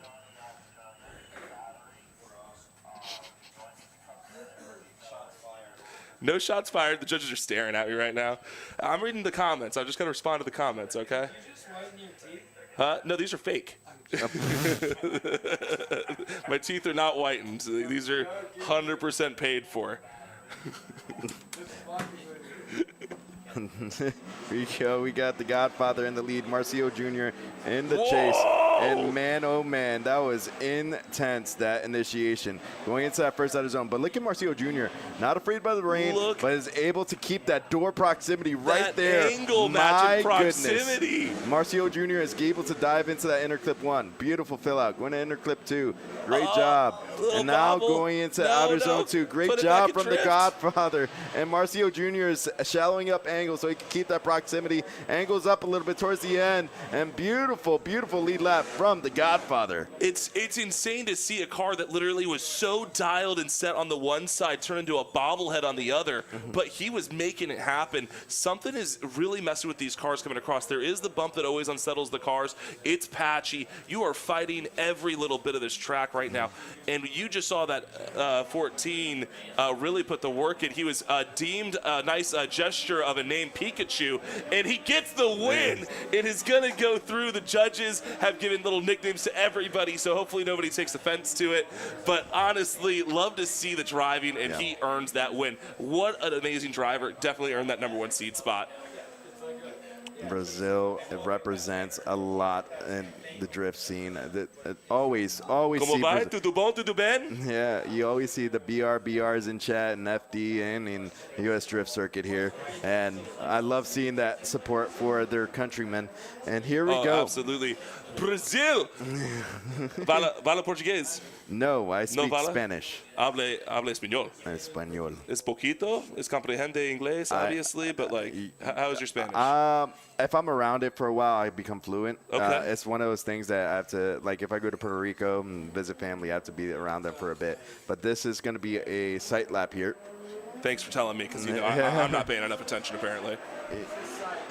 Yep. Coming through with the Injuku black car here, coming through. Matt Schulman, which has been absolutely polarizing this season, is throwing it towards the wall with not a care in the world. Getting chased down by none other than the man, the myth, the legend that was up here earlier, telling us about the Drift HQ giveaway car. Joel, making stuff happen. It's funny because it kind of looks like his car has roof racks, which his car previously had, because it has the 2 light bars lighting up. It's kind of funny. But both really good drivers, both out of the Central Florida area. It's really cool. Okay, here we go. We have the actual battle coming up as they're going out to ride on the line. We are on the second half on the left side of our top 16. So Schulman not liking how the car feels, calling his 5-minute, going to make some adjustments. Not sure if he's going to make a gear change, not sure if he's going to go ahead and air down or air up the tires. Something that could be done within 5 minutes, though. With a quick change, that's definitely possible. Yes.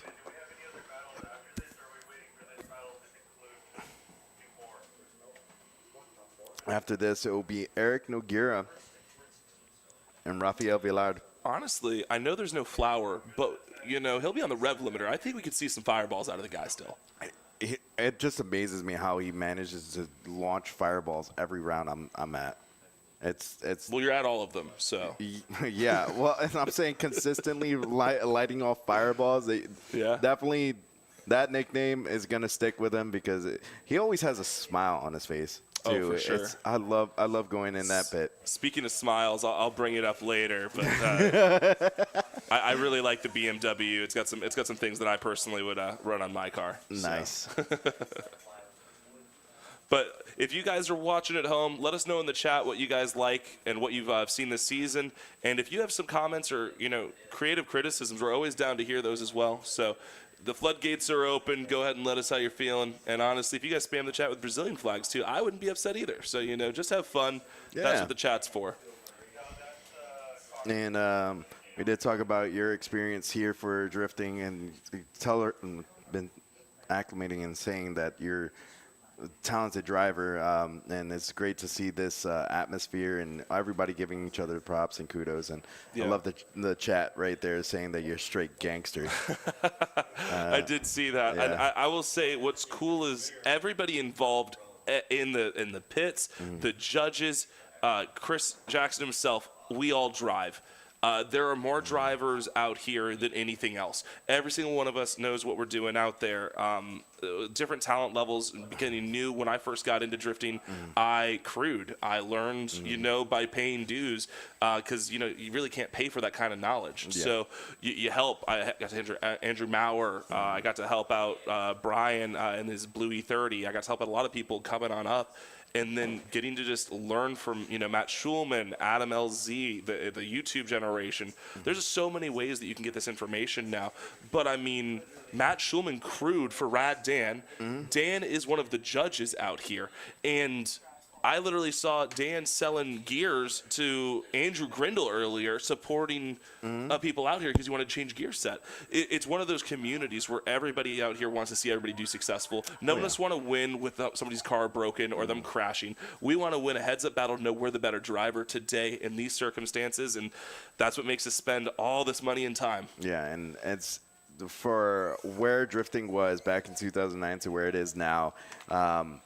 But definitely evolved, and it's been fantastic. We used to be they're running 500, 600 horsepower. Actually, ProAm likes horsepower cars, and now they're in the thousands. And seeing all of that kind of like fruition, and you got the drone pilots, and man, this sport, yes, it's a new motorsport in the motorsport scene. But it's so exciting, and it's one of my favorite things to do, and especially commentating here. And one of the comments here is, what was the favorite moment or battle of the season? And what's one of yours? I mean, most memorable that comes to the top of my head was Christian Catron and Matt Schulman. It's probably just because he was just out here. But, I mean, they battled so hard, he ended up driving on top of his car. Yeah. You know, I've had that happen, funny enough. But, like, it's crazy out here. And who's doing well? Everybody. Yeah. You're seeing completed runs on Formula Drift track in the worst weather conditions possible, besides, you know, something that wouldn't be driven right now. And they're thrown on the wall consistently every run. And I mean, where else are you going to see that? Yeah, you won't see it very often, and especially with the grassroots wise with the this goofball. But one of my favorite moments, my favorite moment, and it comes to the top of my head, the one we introduced the interviews, Pedro Signini, when he was saying, I can't believe I'm just happy to be here at Leadfoot City. And he was just straight shredding with no nitrous compared to the other drivers. Yeah. It was absolutely maniacal how he was driving. Oh, absolutely. We really love seeing it. These guys put on a show. And when I tell you they are not profiting by being out here, this is a passion thing. I mean, myself, Tiny, being out here, it's because we love this sport. We want to see it grow. All the judges, all the track staff, everybody that volunteers their time. It's a love of the game, that's why you don't hate these players. We love all of them, and they're a bunch of good drivers out here. Got a lot of respect for everybody out here. We have two questions I'll field here. We have, did Zach Chin already compete? Yes, he did. He unfortunately got knocked down top 32. And another one was, if Marcio Jr. gets a podium, will he be able to compete in Pro Spec in 2026? So with the series, if you win the series, you get the license to Formula Drift. Now, with Christian Catron, he already secured the championship. Yeah, now so it's he's just getting a license. Getting a license, and he's excited. The spotters are excited. His whole camp are excited. They're ready to party after this, but Christian's locked in. He's not ready to party. He wants to win. Yeah. He's already won the whole thing, but he wants to win this one too. Yeah. So you see Eric Noguera over there getting ready. He was supposed to be battling out Rafael Villa. Yeah, with this little downtime, I will kind of say I do want to go over some of our sponsors real quick. I know we were talking about them earlier, but we've got a bunch out here. Honestly, a bunch of people that I honestly use. Wisefab's been on my car for the last couple of years. It's taking more bumps and bruises than anything else. It keeps ticking. Those guys over there are great. They have every part that you could need available down to the nut and bolt. And they're German about it. Everything is perfect. So you call them, you need something, they got it. They'll send it to you. It might cost you a little bit, but it's going to work. BC Racing just down the street been helping out forever. They set all the guys up down here. You got tons of local support as well that will set you up with custom coilovers to really make the difference on the track. They'll go through what car you have, how your driving style is, what kind of rate. There's all kinds of stuff. They're going to wonder what kind of motors in there for the weight distribution. They're going to take the time and really take care of you. KPD, another thing that's on my personal car, they are bulletproof. Like, I think someone shot one. I'm pretty sure. All right, at this point, you can run them into anything. A K-rail, your friends. I don't know. Grandma got run over by a reindeer. I don't know what you do with your stuff, but it's gonna last. And if you do destroy it somehow, he'll replace it. So you just cut it into 3 pieces, and he'll give it to you. So coming on down, your man, Eric, the Fireball Noguera, coming into that first outer zone on his buy run here, rubbing that back bumper on the wall, not afraid. He's an absolute savage when it comes beyond that C6 Corvette, going into that inner clip. Oh, no. Looks like he's becoming a dreidel a little bit. But dreidel, they made it out of play. But take it is a side lap. He's probably still smiling a little bit because it's a buy run. Fun. Yeah, it's a buy run. He's just having fun. Who was it that did a buy run and 360'd? At the end? No, in the middle of it. Oh, I don't remember. I forgot who it was. It was one of the Pro-Am drivers here, and it was pretty funny to watch. Well, I want to jump back on some of these bigger guys because this is the last round. We do really owe them a lot, obviously. WoW, which is all over his car. It's a perfect time to bring up. Did all of our media, not our media, but our print media. So anything that's the banners, the clothes, all that kind of stuff. I know we haven't had to use them yet, but Op7 is our restart lights and underglow kits. They're phenomenal. Kenda Tires, keeping people on track with Kansei Wheels, a partnership made in heaven, obviously. And then a big one, Autosports Engineering. If you need anything, down to that nut and bolt we were talking about for Wisefab for their kits, they're going to have it for your motor. And the service, from what I've heard, is a phone call away. Yes. They're phenomenal. Personally used Redline in my transmission. Haven't used anything else, and I didn't like it, so I went back. Taxi Garage, always a party. I've definitely crashed on those things a million times. Those guys are a ton of fun. If you haven't seen their videos, check out their Instagram. Honestly, while we're on that subject, follow Taxi Garage. Follow all the companies we just talked about on Instagram, YouTube, whatever. You can follow ours, US Drift Circuit, on Instagram. Mine is Dustin Motors, super simple on Instagram. And then what was yours? Instructor_Tiny. Not as easy, but you guys are going to follow him. So that's all that matters. It's cost you nothing, and it helps everybody out here. Outlaw Network for making the streams happen. Veterans Trust, always the life of the party with their what is that? Oh, goodness gracious. It's beer pong. They got beer pong table, water pong, sorry. St. Lucie Tire doing all the replacements over here. And then who could forget about Jackson Performance, helping every individual out here. Late at night calls, you can call them and they'll help you out with your stuff. Claim Defenders, FLYDAY Drones, giving us all our drone users. We're not getting now because of the weather, but hopefully it's soon enough, dry enough that we can get some out in there. And then what is this other one? I'm so sorry. I always don't see it. Code Compliance. Fire extinguishers. Oh, yeah, they make sure people don't light on fire. That's pretty good. That's important, right? Yeah. Would you say that's important? I wouldn't say. What's your stance on this? Are you okay with people being on fire? I'm not okay. I'm so sorry. This isn't Rush Media. Like bum rush you with questions. That was. They are helping with the fire suppression systems here for the cars, and that's a part of it. But they're also trying to stop the whole car from getting they've on got the fire, the preventions and stuff. And then finally, but definitely not least, Link ECU, providing an ECU for everybody that gets into Formula Drift. That is the standardized ECU system that they use over there. Have heard nothing but good things. Cannot wait to get on one myself. So super excited with them. I'm actually going to be hanging out with them, I think, this next week at PRI. So that's in Indianapolis.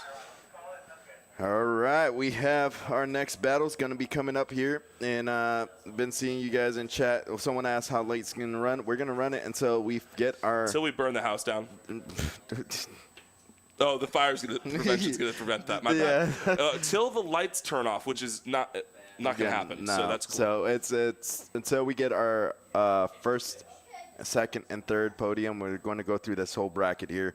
The rain is what delayed us the most here today. If it wasn't raining, we would be moving along a lot quicker. But you got to make sure our drivers are safe here, especially when you're talking about OSW. You got those big puddles there, and yes, I'm tiny. I'm short, but I'm not so tiny. I am also short. No. I had someone. What do you mean? What do you mean? What part of me is not short? Here we go again. I had someone go meet up with Jeff Jones, I believe it was at Fuel Fest out in Cali. And I'm like, let him know Tiny from Florida says hi. And he goes to that person. He's like, Tiny is not so tiny. I giggle and have a good time. That's how with you him. know he's met you. Yeah. Yeah, that's the two-factor verification. Yeah. How tiny is tiny? Yeah. So it's the secret code. Yeah, but overall, from my experience-wise, we were talking a little bit. I've never been in a drift car. Which we're going to change. We're going to put you in one. Okay. All right. Do you not want to be in one? No. I'm not. What we're going to do, how many subs does US Drift Circuit have? This is what you're we're going to do. Make it a competition. We're going to make it a competition. If you guys want to see me in a drift car, we have US Drift Circuit, who is currently at 4.13K subs. So let's get that sub count to 5K, and you'll put me in a drift car. 5K. All right. We'll record it and everything. We'll make a post about it. Yeah, we'll make a post about We'll do that. Okay. That sounds fair. Let's try to set it to like 4 or 5. No. Don't undersell me. I ain't cheap. Okay. What's your following count? What's yours at right now? Which one? On TikTok or? Oh, is your TikTok better? Yeah, 17K. 17K? Hey! Yeah. But we won't talk about how I got bills, there. Y'all. What do you mean? You can't tell me that. I want to know now. Anyways, we're going to get back to the action. We got Ryan out here. He's going to kill the game. Yeah. Taxi Garage, guys. And then is that – why can't I see? Is that Spencer with Beast Coast? Yes, it is. Spencer. Yeah. Sorry, I didn't look at the monitor. I was looking out the window. That makes sense. Underglow City out here, looking good on the blue. Yeah. Oh, man. He looked so good this season. I wish he would have had a better ending to it, obviously. Some points would have been cool. But he did fantastic in FD. And a lot of people, when they see a driver go from Pro-Am to Pro-Spec, it's a big jump. It's a huge jump, but if you're mid-pack in the Pro-Spec in FD, you're doing good. You're doing good and getting situated. If you're mid-pack in FD, you're doing good. Yeah, especially you're doing great. Yeah. You're doing great. Then that happened with Louis Lance. Louis Lance stayed mid-pack in the both seasons he was in Pro-Am, and you had Ryan Kaufman rookie year in Pro-Spec, and look at him being an absolute savage, as he always is, the mad scientist out here. And love seeing him rip it. And we're going to see the battle now started off. So Ryan Kaufman got his sight lap in. And he's going to be going against Harry Spencer, who already had a sight lap. He had a previous battle, who he battled Louis Lance, speaking of, and won. So Spencer decided not to take a sight lap. He already battled before. Oh, that makes sense. That makes sense. See, this is why we ask questions, all right? So he's already battled before, so he doesn't get a sight lap. Yes. Last year, he did a 360. Here we go. Ryan Kaufman in the lead. Taxi Garage coming in with that first outer zone. Nice initiation. Floats right there. Gets to that first outer zone. Just one tire in there as Harry Spencer is matching him. And now he's getting 2 tires, getting a nice angle, using that left foot brake, flirting with that zone. Now he's going to dive into that inner clip 1. Beautiful. Oh, a little wide. I was about to say. Yeah, the angle was beautiful, but the line wasn't as what we're used to. But he's able to hit inner clip 2, and then he's angling up, using that left foot brake a little bit so he could get that nice line going through outer zone 2. Great angle and great fill out from Ryan Kaufman. So funny enough, normally you'd be able to see the lights on that car when he uses his left foot brake. I wasn't really seeing him. I'm not sure if he was using his brake actually a whole bunch. On the first outer zone, I wish we had the replay. When you were saying it on the backside, I was like, is he? And I wasn't seeing the lights, but then I was like, oh, they do turn on. I guess he was just, it's the water. Yeah, Honestly, probably. Little checks and some footwork in there. You can do a lot.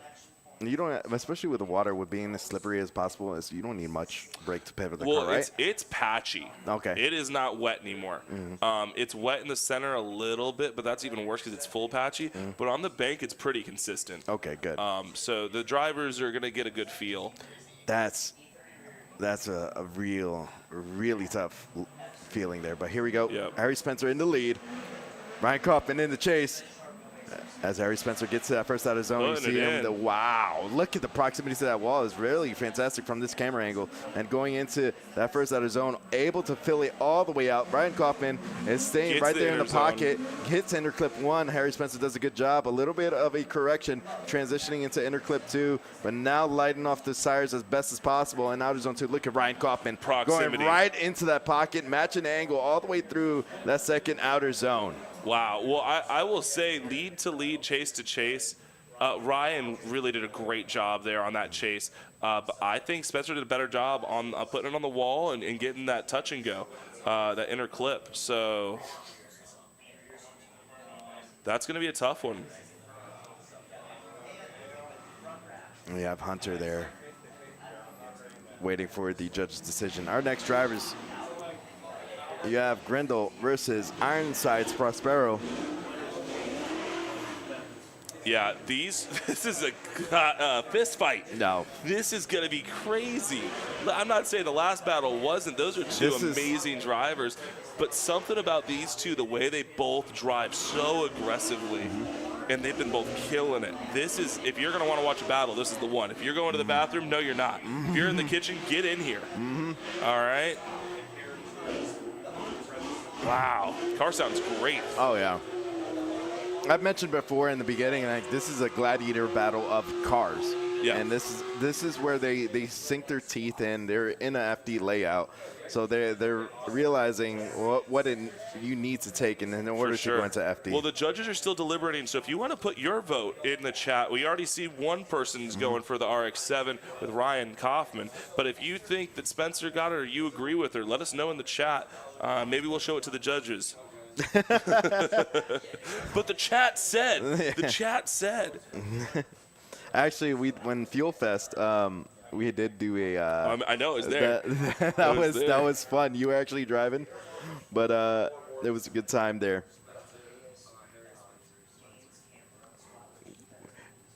All right, we're waiting for the point. The judges have made a decision. Harry Spencer gets the win, and he is pumped. Hand outside the door, going, having a good time.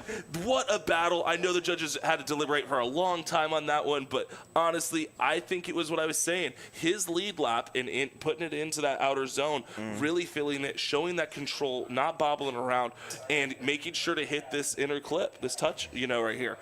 Those, I think, were the difference. Even though that chase by Ryan was a little bit better proximity going through, when you go lead for lead, chase for chase, if the chases are that close, you go for the lead. There it is. So congratulations. Super excited for seeing the next battle. But here we go. Is this a sight lap for both of them? Here we go. Grindle is in the lead. Sasha Prosparrow in the chase. Again, a shallow line. Now he's going to dive in. Look at the sparks fly out of the backside of Grindle. Absolutely a savage going into this inner clip 1. Beautiful fill out. Now Sasha Prosparrow has to dive in the pocket. Huge correction from Sasha Prosparrow. And Andrew Grindle is lighting off those tires, getting back on throttle, getting right angle. His way Absolutely gangster run from both of these drivers. Great job, Sasha. I'm so sorry. I couldn't hold it in. Hey, it happens. I couldn't hold it in. What are we watching out here? We just watched both of them wall ride together, close proximity going through. Yes, we saw the bobble from the bump in the change, which we've seen from almost every driver. Sasha making the correction and saving it, losing all that space, but somehow still hunting him down in the final outer zone. What is going on? It's a great battle here from both of these drivers. Fantastic drivers. I love seeing everybody here, but this one has been very exciting today. You have Sasha Ironside's Prosparrow. You see the lights on the bottom right of the screen. They're going to extinguish, and you're going to see this fight go for round 2 here at OSW. Sasha Ironside's Prosparrow coming in with a weight transfer, going into initiation, ripping that e-brake. Oh, Grindle goes shallow. Now he's diving into the pocket. He's going to adapt, and now look at Sasha Prosparrow using that left foot brake all the way through outer zone 1. Andrew Grindle is right in the pocket. pocket, all the way through, interclip 1, transition. Grindle goes early, and then clutch kicks so he can get into the pocket right there. Sasha getting right at the angle. Oh, 1, 2 possible tire drops at outer zone 2. This is a straight fist fight here. What a battle to get the drone back. Holy cow, are we getting to see the real angles. Now, I'm going to tell you, the judges are going to have a hard time because let's break the track into 2 spaces here. If we go from that outer zone 1 to outer zone 2, it's different. Yeah. You're thinking Grindle did not have the initiation he needed. He did not have the proximity. Even though he hunted him down, he wasn't matching angle like Sasha was. But then on the other side, has a better transition, chases better on the second part of the lap. So it's where do we give the points? And then Sasha with an amazing run, but did he get the zones the same way? You know, that's going to be difficult. But man, what a fire battle. I think the judges were able to deliberate on this one, and I do agree with the direction this went. As much as I love Andrew Grindle, Sasha gets the win and is going to be moving on. Grindle, I know, wants the win, but has to be proud with that performance. Everybody give that a round of applause. They absolutely killed it. Man, and that was, I'm not jealous of being the judges right there. That was a little bit of a tougher deciding factor there, but they're probably looking at the angle and the line that both of the chasers were going, because both of the leads were pretty fantastic. It's going to come down to the obvious initiation and distance and angle on outer zone 1, because Sasha knocked it out of the park. Oh, yeah, for sure. You know, and Grindle put down a good lead, but I mean, when you start looking at what's the outlier, that was the outlier. And it was pretty obvious. And our next battle here, Tom Mermanod coming out here. He's going to be battling Romulo as he is going into that first out of zone. Oh, my goodness. That is so uncharacteristic of what we've seen today from Romulo, but Tom Mermanod is going into that first outer zone. He does need to complete this lap. Needs to hold He's it getting together. Right into the angle, getting a nice consistent transition here. Nose is patchy there, gets a really deep fill out on interclip 2, Yeah, going into outer zone 2. Beautiful angle with that Chevy Corvette. Tom Mermanod being absolutely stellar. I'm going to say that interclip, that's the best I've seen it done today. He didn't smoke it, and he wasn't 4 feet away from it, so pretty pumped about that. Hopefully they're going to show us a replay. The judges are asking to see the replay, from the on that, if we could stream. get that from the live stream. And they're going to look at the entry to see what's going on. So because I can ask, but I don't know if they're going to give it to us. Give me a sec. We're going to wait here real quick. Hey, can we replay that last entry, please? Put it on the replay. We're going to look at the replay here shortly. Until this battle. Okay. And you got Romulo in the lead, coming in with a nice initiation. And, man, he's going shallow line, really shallow on the bank. He had that nice weight transfer, but it looks like he didn't have enough speed to get into that outer zone 1. Now transitioning into the inner clip 2 is going to be significant from Romulo to 1 tire off, too deep into that zone. But Tom Mermanad is able to stay in drift as well in the chase. He's still far behind, but Romulo Mesquita is able to complete that lead lap. All right. Well, definitely putting on a performance. A lot of space there, but understandable why. I'm going to jump off to talk to the judges real quick, and I'll be right back. Hey, we cannot get a replay. It's tied into the drone, so if you guys want to go to Here we go. We got the second lap here. You see Romulo is shallow in line on that first outer zone. You want that back 2 tires filling out that box. If you've never seen a drift competition, that's where they want to put the tires. You see the markings there. Romulo does do a tire drop on that inner clip 2, and then he is very late on going to outer zone 2. And this is going to be a crucial mistake from the drivers, especially from what the judges are going to be looking at.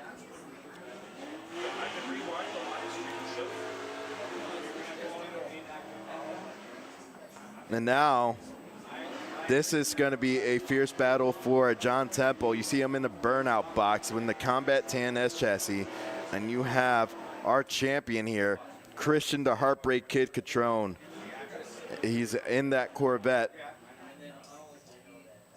You see John Temple getting locked in. And man, oh man, He's been driving his butt off this whole year, going through different events and trying to get himself situated. Been absolutely stellar, but you got Christian Catron, who is laser focused now. The judges are deliberating on that previous battle.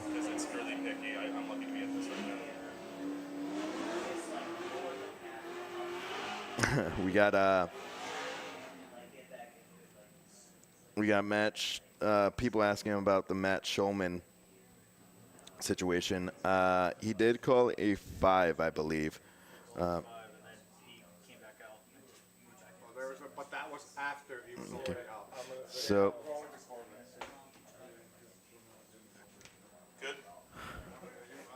How deep are we in the competition? We are still in the top 16 right now. And it looks like Tom Mermanod gets the win. And man, oh man, he's probably pumped up, excited, getting ready for this next battle here. But man, this is going to be another heavyweight battle here. You got Christian Catron, the Heartbreak Kid, versus John the Rocket Man Temple. And with Christian Catron being as consistent as he has been throughout the day and throughout the season, I know John Temple is the first thing he's going to try to do is stick it to his door, and let's see how they do. Chevy Corvette versus S Chassis here at OSW. Go. And there goes Christian Catron going to that outer wall, rubbing that back bumper. Tap. Oh, mercy. He is ripping that back bumper off. And look at John Temple shallowing up angle so he can keep the proximity. Beautiful angle. No! And Christian goes off track. John Temple is fighting through it, and now he's going to go complete the second half of this lap. He doesn't technically need to finish the rest of it since Christian Catron zeroed it, the lead. So he could get through it, so he needs to get through it. Oh, okay, so like, it would be a complete lead. You do not want to give that window open. Gotcha. So does he need to? Technically, no. Yeah. Do you want to open that up? No. No. So it's basically, you were explaining it earlier, and this is what I want to also elaborate on. We had an issue on the seating bracket where 2 drivers, they double zeroed both of their runs, and they were trying to determine if one person zeroed before the other person, if the chase driver zeroed before the lead driver. If that happens, then there's a double zero, and if the lead driver zeros and then the chase driver zeros afterwards, then that's where the decision becomes a more nitpicky in there. Yeah, no, so I'm going to tell you what I get told as a driver. Mm-hmm. Do not give any ability to interpret it differently. Yep. You want a slam dunk. And if they mess up in front of you and you can continue to drive and they're off track and full zeroed, keep going. Yeah, keep going. Don't shut down. Now, if they shut down in front of you and you're about to collide into them, it's kind of difficult, but you got to get really close to them. Yeah. Like, you know, you don't want to like save it and let like they reinitiate and go, and then all of a sudden, oh, it wasn't that bad. Yeah. Well, no, it completely upset the run. Yeah. It's unchaseable. It's kind of like if you're going on a fast break, you're all free, and you're going to try to do a jump shot, and you miss it. Yeah. That's another way for people that have never seen drifting before, don't understand the judging as much, and that's another analogy we could go with on that. We are in the top 16 of this bracket, and you have John Temple going to be battling out Christian Catron. This is actually the grade 8 battle here.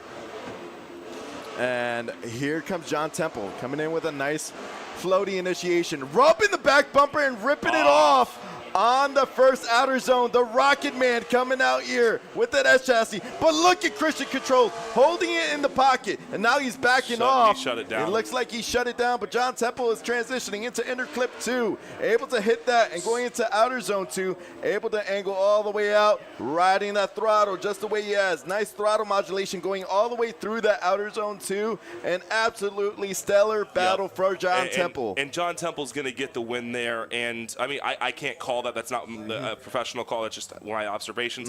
I think Christian made a decision mentally. Yeah. He had a mistake. Yeah. He said, is this worth risking the car? And he didn't like the run anymore, and he turned it off. And you know what? That's maturity. He's won the series. He doesn't want to damage the car out anymore. He's going to let his competitor that was going to win that battle in his eyes already win the battle and go through. At least that's what I'm thinking. I don't see a reason otherwise for this shutdown. Yeah. I mean, we can rewatch it right now. He gets in there. He gets out of frame. Unfortunately, the drone is way in front of him, so I could not see it.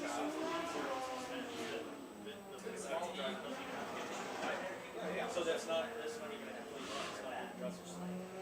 It's not the follow car wins it because the lead car makes a mistake and stops the follow car. Well, he gets You guys have the radio on. The radio is on. And it looks like the judges are back and forth. Yeah, they're blowing up my ear because they're in my eardrum yelling. They're not yelling, but they're discussing passionately, apparently. Yeah, passionately discussing. I like that.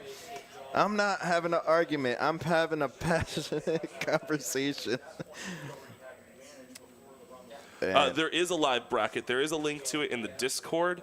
You may not be in the Discord. I'm not sure how you would get to it as a regular person. They would have to pin it in the chat, and I'll see if we could get someone from the USDC staff to pin the bracket on the chat. I think I could just copy the link and put it in there real quick. Yeah. I think I can do that, right? I'm not going to get in trouble for. Is this a different one than anybody? Well, it doesn't matter. I just sent it to you guys. Whatever. If I get in trouble, I get in trouble. I'm going to send you guys the link. And see if it goes through. Sometimes, so like with some streams and stuff like that. Well, I'm not an admin, but I should be past everything. Like I should be allowed to do anything. Hopefully.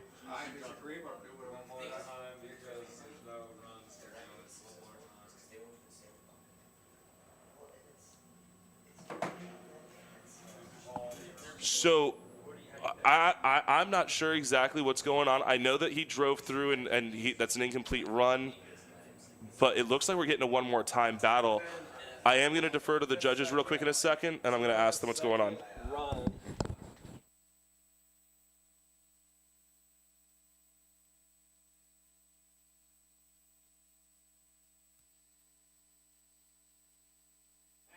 Oh, we're back. And we have Junior in the lead and Joel in the chase here. I'll give you Dustin will give you the explanation here shortly after this battle. But Joel's going in deep on that wall. Coming around, we got the purple S14, lovingly referred to as Pikachu, coming around, and they are absolutely going to town out here. It has gotten a little bit drier, but you can see how much slower these drivers are going now that it is not, fully dry. But, whoa, just spinning out there at the end, Joel, but just across the line, so it's good. So, unfortunately, on the last run, we're going to talk about this run here in a second on the replay, but on the last one, the reason it's one more time is the other driver did actually not initiate in time. So his one run was a 0, the other run was a 0, so technically they both double zeroed. And there wasn't enough for the judges to judge off of, obviously, with that, and so they want to see them battle one more time. That's okay. So Christian is going to breathe a sigh of relief because he just dodged a dangerous right hook from the Rocket Man. And now we're going to see the second half of this battle. But we're talking about Marcio Jr. right there. But here is the second half of the battle. Joel is in the lead. Marcio Jr. in the chase, coming in with a... Oh, man, huge bobble in the initiation. But Marcio Jr. is still in drift and chase. And oh, no! Oh, my gosh. It was bound to happen. It's unfortunate. Looks like we broke a tie rod. Control arm is what they're telling me. I can't see. So... He, with the wheel motion, they're saying control arm. I'm not disagreeing with them at all. We are going to declare a winner on that, and we're going to go ahead and get the track staff on this. Is there a way we can get... Yeah, perfect. He's on him. Go ahead and announce that. So we're going to rewatch this crash here. He puts on the brakes and comes through, and it just taps a little too hard, and that angle is not good without the power. And so what it does, it sucks the front back in. That happened literally in the same place to me. So it's like a very common thing. I was saying it was going to happen. It's unfortunate that it happens to Joel. The wheels didn't break. That's insane. You know, strong wheels, I guess. But just the way the line is in the angle, and you're just, the bank sucks you in. You need to be committed and stay up there so then you can have your taps and your angle and you're fine. But with him coming in from more of the apron side and that type of angle, it's not far enough over, so you can't recontrol it back. It's going to whip over the front end, which is exactly what you see it do. We are just going to keep re-showing that. Is there? We do want to announce the winner there. Do you want to announce him? And the winner is Marcio Jr. He is getting the win and moving on. And, man, we got the tow trucks coming out to get him off track. So we're going to jump to commercial real quick to go ahead and get some of the sponsored ads in there. Thank those guys because they're the only reason this is happening. Obviously, we're going to get Joel off track and make sure he's safe. We'll see you guys in a few minutes. Redline Oil, formulated to win, proven by me. Redline Oil, formulated to win. Formulated to win. Formulated to win, proven by me.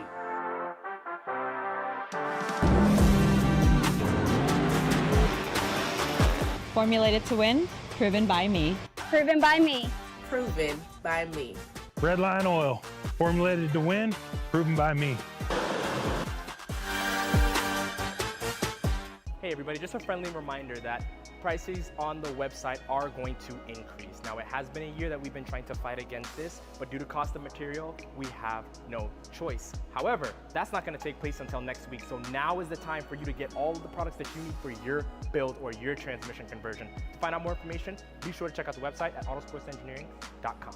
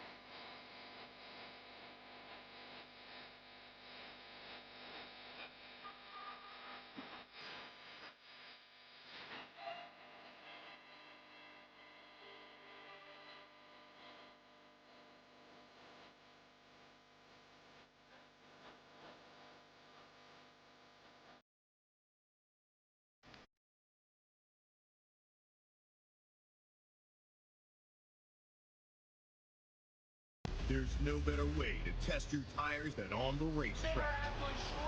That's why at Kenda Tires, we compete with the same tires we sell. And that's how the technology built into every Bethesda UHP Max tire goes from podium a lot of performance to pavement. Whether you're a professional driver chasing podiums or a grassroots enthusiast looking for weekend excitement, Kenda Tires are designed for your journey.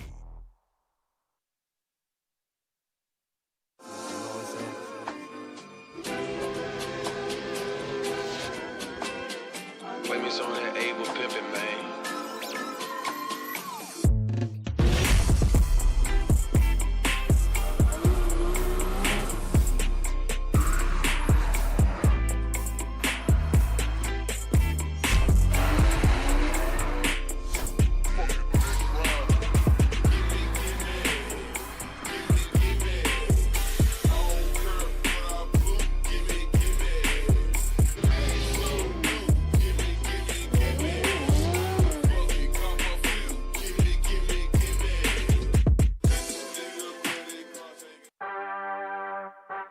Redline Oil, formulated to win, proven by me. Redline Oil, formulated to win. Formulated to win. Formulated to win, proven by me.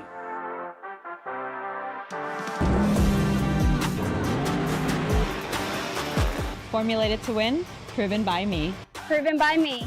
Proven by me. Redline Oil, formulated to win, proven by me.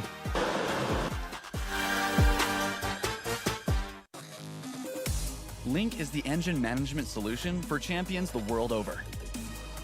We know what it takes to win, pushing boundaries, performing under pressure, and having the best people on your team. Our tech support are performance specialists, available 24 hours and ready to talk one-on-one about your winning formula.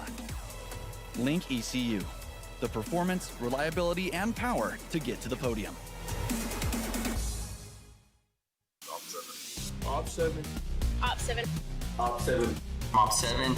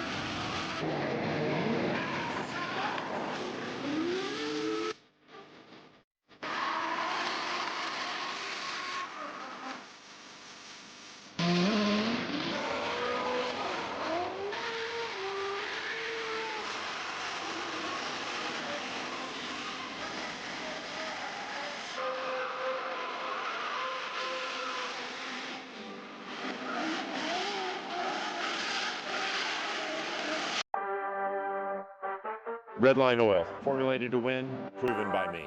Redline Oil, formulated to win. Formulated to win. Formulated to win, proven by me.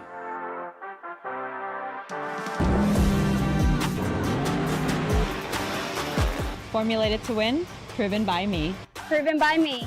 Proven by me. Redline Oil, formulated to win, proven by me.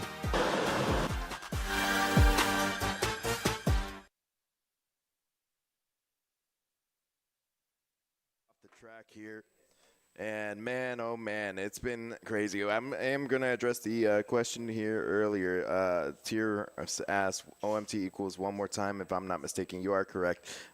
Basically, the judges want to see the battle again.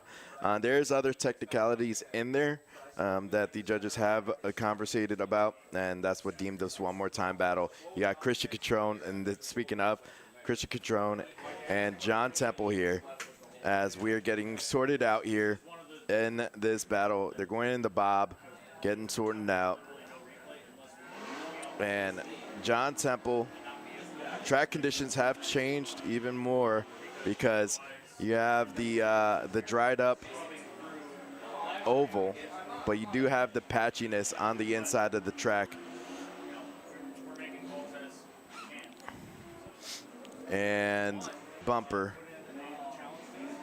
And he's getting locked in. Man, and Christian Spotter came up here and had a conversation with the judges to kind of confirm what happened, and this is going to be intense. This is intense. They get another slugfest going on here. John Temple versus our champion here for this year. And we're getting the Chevy Corvette here.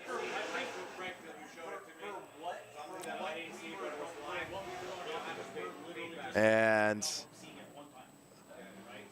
John Temple was backing up so he could give Christian some room. You see, normally in drier conditions, this will be a huge smoke show with both of these drivers.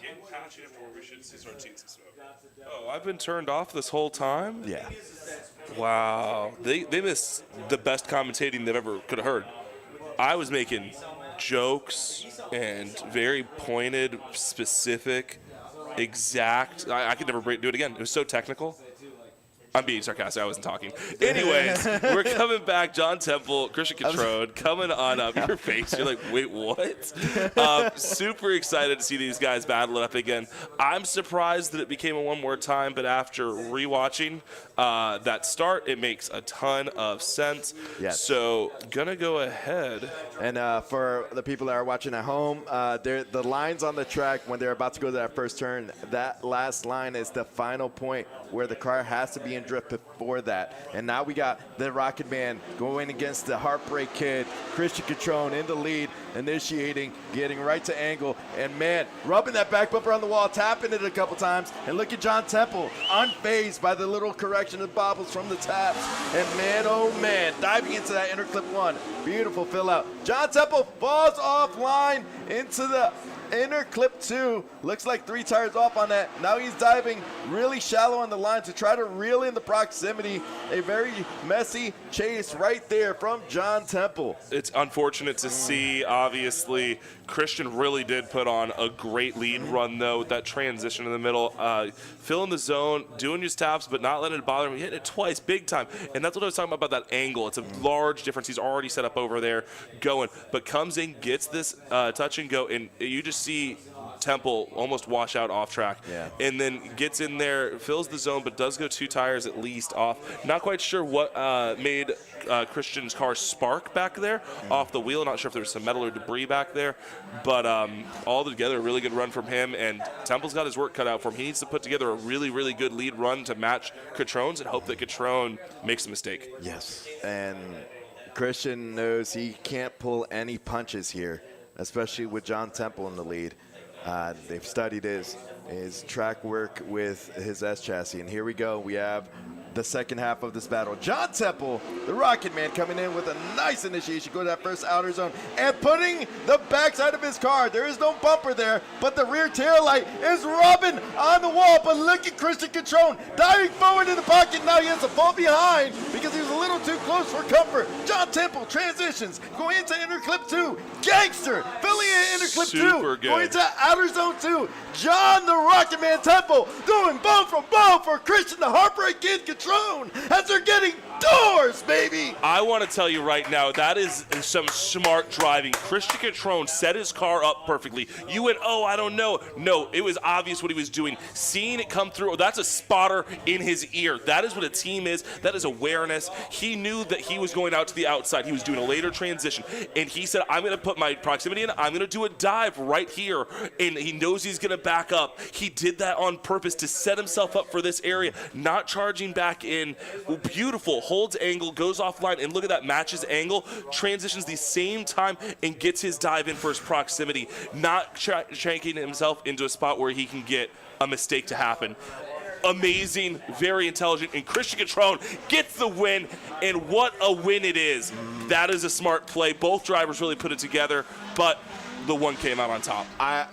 The best thing I could think about analogy-wise is that was like a peekaboo, like Mike Tyson kind of thing. Christian Catron going from the inner clip 1 to 2. He was like, okay, let me see. Little boxing. You're jabbing him, and then you throw on the third jab, and then you know what he did? He threw 2 jabs and punched. Oh, man. And it's just thought out, went for it. And it's unfortunate to see. I think John Temple needs to get towed off the track from what I'm seeing. They're waving down the tow truck. But my goodness. Tow truck just got done doing its job. Do we pay him by the hour or by the tow? But I want to say, John Temple, do not hang your head low on this battle. No, this was great job. insane. Great job. Would love to know what you guys thought about that battle in the chat. You guys have opinions. We love to hear them. Let us know what you're thinking, because we are going to take some time here. And I honestly, instead of going to a commercial break, would love to be able to talk with you guys. So unless you want some commercials, hit us in the chat and let us know what's going on. He's able to go under power. He got the car fixed. Well, go ahead and give John Temple a follow on Instagram, guys. Christian Catron as well, both of them. Honestly, all the drivers, just type their name in. If you can't find them, go under mine, US Drifts, or Tiny's. We all follow each other, so you can just type in their name under our following, and you can find them. It costs you nothing to give them a follow, and I guarantee you, you'll be some of the most entertained. It'll fix your algorithm. It'll get it off all the other things you don't need there. So hopefully you just fill it with drifting. Here we go. We got Eric, the Fireball Nogueira versus Harry Spencer. Harry Spencer, yeah. Beast Coast Drift coming in, and what an initiation for both of them, initiating over. But look at the angle, the tap coming in, absolutely committed, rubbing in that brake, trying to stop touching the wall. And Spencer just giving him a little bit of space. Whoa, big angle for that transition on the lead there. Spencer not afraid, still coming after him, trying to put the power down and trying to get some proximity in here, getting in the zone, filling it out, making some little corrections, but nothing too bad. Honestly, a really good run coming from our man in the wow machine. That's the Corvette. That was definitely a wow moment. Wow. Eric does a great job, able to stay in drift and keeping that car sideways. But he did miss that inner clip 1, but then transitioning to inner clip 2, is able to find it and get that front 2 tires in there. Going to outer zone 2, beautiful fill out, getting deep into that zone. And Harry is just trying to ride and mimic that line. And he does a good job. And Ryan Kaufman made a little Ryan Kaufman is number 1. All right? He's going to be in every battle, apparently, to do these graphics. We're talking about the live stream, everybody that's hearing us in the paddock. Harry, Spencer, Eric, who do you guys think is going to get this one? Go ahead and put your comments in there below. Let's go ahead and see. I'll let you grab this one. And Harry Spencer with Beast Coast right there. Beard game strong, going into that first outer zone. Beautiful angle, filling it as much as possible as he can. He's lighting off those tires. And Eric the Fireball Garrett is not afraid of smoke because he is the Fireball. They missed the inner clip. Oh! There's that angle that we saw. Huge angle from Eric. It saves it. Wow! Harry Spencer does a good job saving that drift and then getting into outer zone 2. Beautiful fill out. Look at Fireball Nogueira. Oh no, another correction from him in the chase. And man, I was just about to give him props. As soon as you're about to give somebody props, they do something. Yeah. I was just about to say how Eric was able to see these things go on, was able to make the corrections needed. Great job by Spencer coming in, not quite riding the wall as aggressively, but filling the zone completely. Just missing that and able to go ahead and get that transition. Now, what's so funny is we saw that Eric do the exact same thing, but Spencer's was just a little bit more spectacular, and obviously Eric was closer, so it was a little bit more of a pucker factor for us up here. But these bobbles are not helping Eric. It's going to make it a little bit more difficult for the judges to give it to him. I love seeing Eric drive, and the way I talk about him driving is very samba-like. It's very rhythmic, and man, he was able to dance with that partner on that power alley. A little salsa action. Little salsa action. Yeah, and it looks like we're getting a point. And Eric, the Fireball Nogueira, gets the win. The bobbles weren't enough to make it be a one more time. Honestly, I could see those two run all night. Oh, yeah. But, you know, if we did that, we'd be here till 2 a.m. So let's go ahead and get on to this next battle, which is going to be Sasha, Prosparrow, and another Corvette that's been riding the wall. Tom, absolutely killing it out here. The two of them are gladiators, like you were saying. It really is a good term. I hate reusing terms. You watched it recently? I watched Spartacus last night. Spartacus? Oh, okay. Oh, it's a season. It's a show. We'll talk about this later. Yeah. We'll talk about it. I'll get you on it. Man, I'm excited. I'm on my feet right now, and I'm the same height as Dustin. I'm taller still. Come Put on, the man. camera on us. No. Put the camera on us. See who's taller. No, let the audience know that I'm the same height as Dustin. Don't shame me like that right now. It'll take 2 seconds for you to switch the camera over, guys, if you're listening. No! caught in 4K, buddy. Man, I What's love funny it. is I'm further away from the camera, too. I still was obviously taller. Man, we're having fun, so that's what matters. I love it. This is what I love about drifting. It gets chaotic. It gets a lot of energy. And, man, you're going to get energy here from these two animals behind the wheel. Tom Mermanad in the lead. Sasha Ironside Prosparrow in the chase. He's going to hunt down that Corvette. He's a Corvette killer here on the track. Tom, look at that. Taps that wall, but able to stay in drift. Sasha Ironside's getting right into the door. And now he's backing off a little bit, still in drift. Tom Mermanad being an absolute animal, transitioning into interclip 2, but puts one tire off. But Sasha is able to dial it in. He's massaging the angle, trying to get to that second outer zone. Absolute gangster out here at OSW. What is going on? I love your energy, but I'm bewildered. Okay, what happened? We started off so good. Tom was in this lead run, doing a little tappy tap, doing his stuff, getting a little fireball from Sasha. We fall out, like he fell out of power almost, and then cannot get inside to get this touch go through, and just hangs out the tire over here to fill this, fills it with his whole car, and then goes in the zone and runs the run, but a huge mistake, unfortunately, and honestly something I don't expect from him as a driver. Sasha did make the most out of it. I think that he capitalized. If Sasha puts together a lead run that's solid, Tom's going to be like white on rice, like jelly on toast. He's going to be on top of him. Toast yeah, here we go. And we've got Sasha in the entry and Tom entering too and charging forward, using every bit of power to come through. Not afraid to hit the wall on the way over there. Goes ahead and, we see a little bit of a blowack there on it. I don't know if the car's very happy, but he's making it through the power alley, going through. Sasha finding that touch, going through and sitting out here, and this is where we need to see Tom try to close this gap, and he's slowly doing it. He's slowly reeling them in. Big fireball coming up, coming across the line, matching angle, great. I don't know if it's enough. Nah, I don't think it. Me personally, I don't know if it's enough. Tom Mermanad is an absolute stellar driver here. He does cheat the line a little bit, but then taps that wall trying to get that proximity. Sasha is very consistent with filling out that zone on outer zone 1. Falls out a little bit early, like it's normal. Hits that inner clip 1. Beautiful fill out transitioning to inner clip 2. An absolute slayer of a line he's going through to outer zone 2. And oh my, Tom Mermanad using that left foot brake so he could get that nice proximity, stay that consistent distance. Hold on. I saw the point go to the Corvette, but then I see Sasha move out. Who got that one? Tom and the Corvette did get the win. Those differences, like I was saying, did make the difference, and it just came down to a lead versus a lead and a chase versus a chase. I'm sure that's not exactly how Tom wanted. He wanted to be a very defined win, but yeah. Yeah, no, I see it.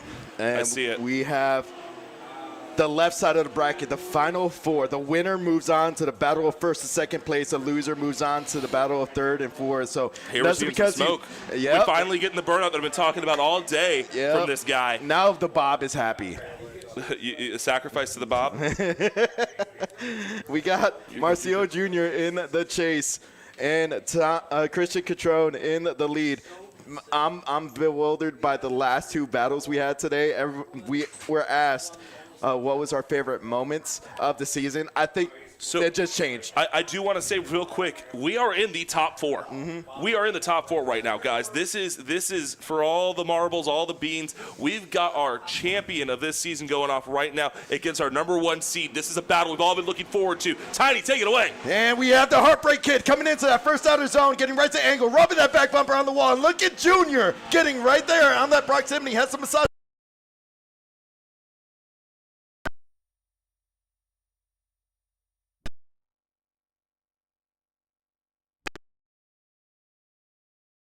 To the close proximity in the door, shallower in the angle, but able to be absolutely maniacal with the proximity. He definitely sacrificed that angle for proximity, but that is what we are looking for, as long as he can get back to the right angle, which it looks like he was gonna if it was a little bit longer.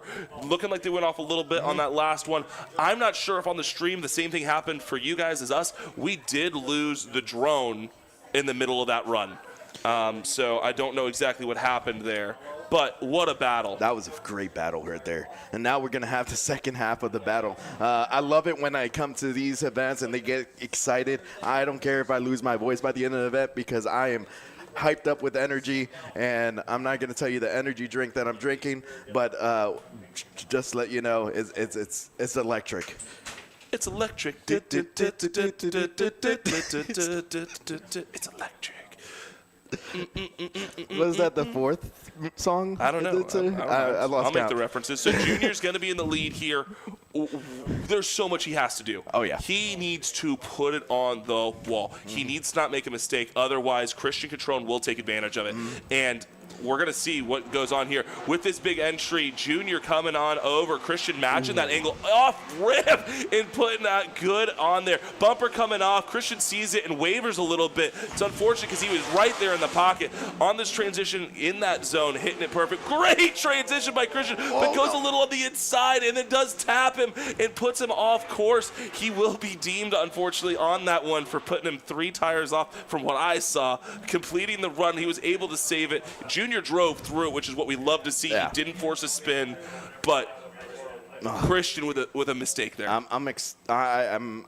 looking forward to this replay because I want to kind of see what forced it could be what forced Christian to make contact, or was it just him being a little over aggressive on it? But we we have the judges looking over this here real quick. And, man, it's the final 4 battle. Winner moves on to battle it out for first and second place. And if someone loses here, they do not have the chance to put their head down and be slumped because they have to get ready for the next battle. There's no downtime on this. This is quick turnaround. If they lose, they got to go try to fight for third. Yes, and, man, it is going to be a fight. So, unfortunately, Christian Catron's camp is going to have to put it together. If he wants a podium, he's going to need a win on this next one. He is put into the 4th and 3rd place battle, giving the win to the Purple Junior in the S14. Man, and now we have the right side of the bracket to determine. And you have Eric Noguera, the Fireball, versus Tom Mermanad. You got 2 Corvettes. Fireball. Oh, jeez. Sorry, I had to put a 6th song in there. He needs to, like, was it Sebring when he lighted off that fireball? Not 2 years ago, last round. Yeah. And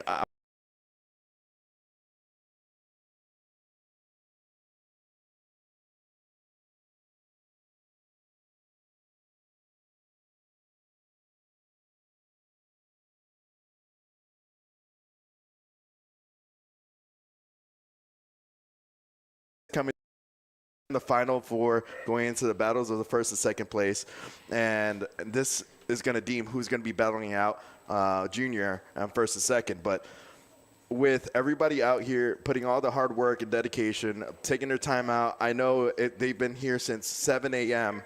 busting their tails. Yeah, dude, it's a lot of hard work, and I want to commend all the media people that are out here. So just battling out the range. Track workers, event coordinators, the tow guy, everybody. Yes. And since we're thanking people, I want to thank our sponsors real quick. Yep. We're going to go through it real quick on this one. US Drift Circuit, of course. Thanks everybody involved with Formula Drift for the opportunity that we have with them.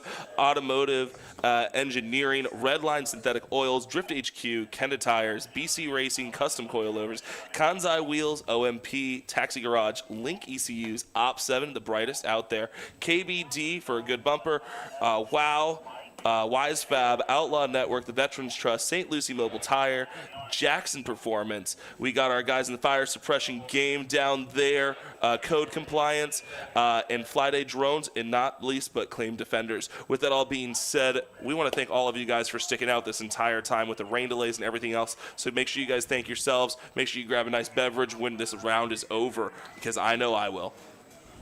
I will when I get home. Enjoy a nice cold one. I'm just getting some water. That's what I'm talking about, water. Totally. Wink. Yeah, you or can see on the Dr. camera Pepper. we're winking. No. You want to switch the camera on us again? Man, that was so funny. The shade that was Dude, I thrown want to at clip me. that. You should clip that. I'll collaborate on that. If you guys want to see it and missed it, you guys can check out our Instagram later tonight. Here we go. We have Tom Mermanod versus the Fireball, and the drone is taking flight. Getting ready. FLYDAY Drones has been a huge proponent here in the Florida drift scene. Absolute stellar guy. He's actually one of the sponsors as well here. And the clips that he goes out there, you always see there's Drift Fridays, and he's showing drift trains over here at OSW. Does a fantastic job. And now we have the battle to figure out who's going to be battling out in the first and second place. And Eric the Fireball Noguera is going to be hunting down Mermanod. And Mermanod is coming out here off the gates. The lights extinguish as that Zek Nova US Corvette comes in. Oh, no! Unfortunately, sent it a little too hard there, bud. Got some contact, and again, just not at the right angle to prevent the car from whipping around. He did what he could, but he initiated straight into the wall, tried to save it. It grabbed, slams him over, just missing, I think, Tom. I'm not sure. We're going to see. Let's see. Bang. I think he does tap Tom. He does tap Tom. And Tom was able to shut it down and not also get in the wall.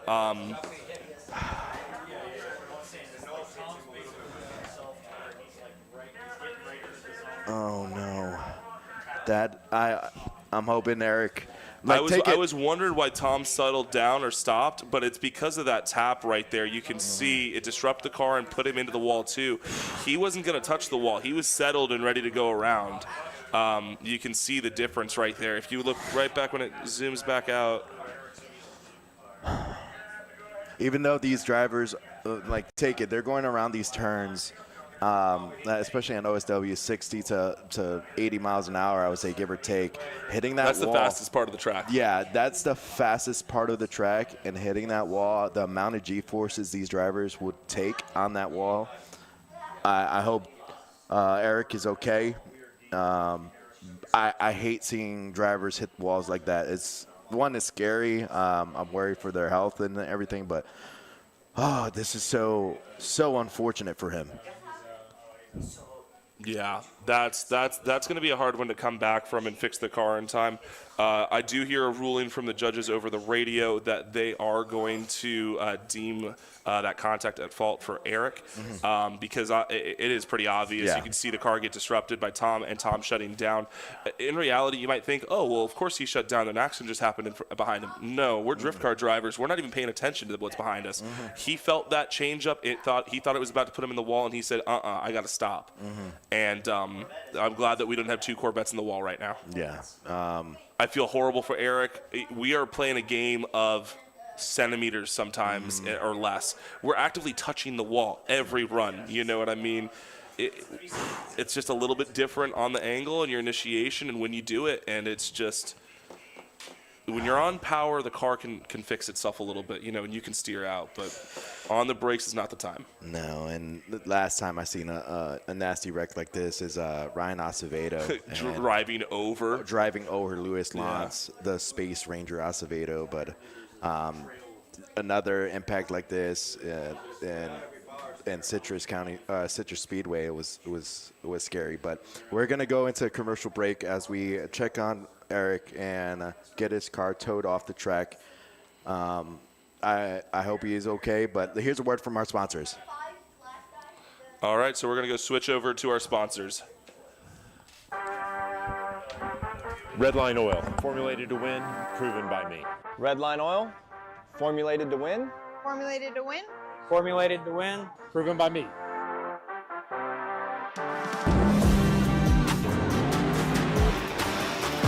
Formulated to win, proven by me. Proven by me. Proven by me. Redline Oil, formulated to win, proven by me. Hey everybody, just a friendly reminder that prices on the website are going to increase. Now, it has been a year that we've been trying to fight against this, but due to cost of material, we have no choice. However, that's not going to take place until next week. So now is the time for you to get all of the products that you need for your build or your transmission conversion. To find out more information, be sure to check out the website at autosportsengineering.com.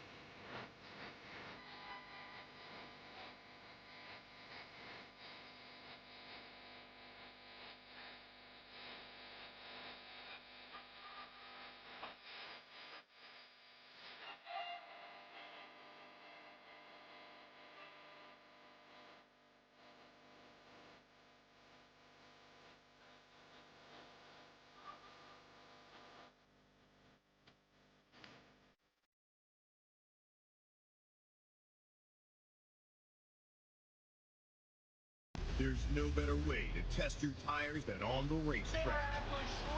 That's why at Kenda Tires, we compete with the same tires we sell. And that's how the technology built into every Bethesda UHP Max tire goes from podium What a performance. to pavement. Whether you're a professional driver chasing podiums or a grassroots enthusiast looking for weekend excitement, Kenda Tires are designed for your journey.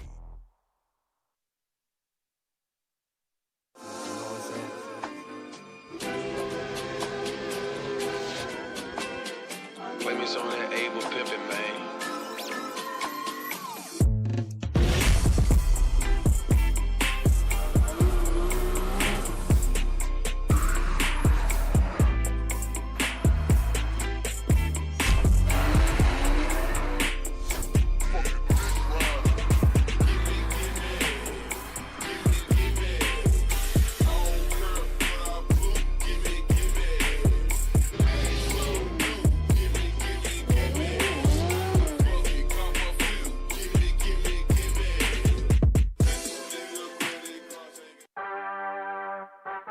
Redline oil, formulated to win, proven by me. Redline oil, formulated to win. Formulated to win. Formulated to win, proven by me.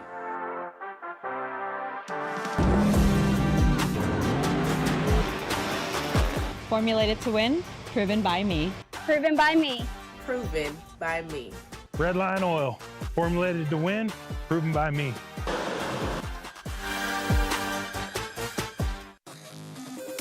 Link is the engine management solution for champions the world over. We know what it takes to win, pushing boundaries, performing under pressure, and having the best people on your team. Our tech support are performance specialists, available 24 hours and ready to talk one-on-one about your winning formula. Link ECU, the performance, reliability, and power to get to the podium. Op 7. Op 7. Op 7. Op 7.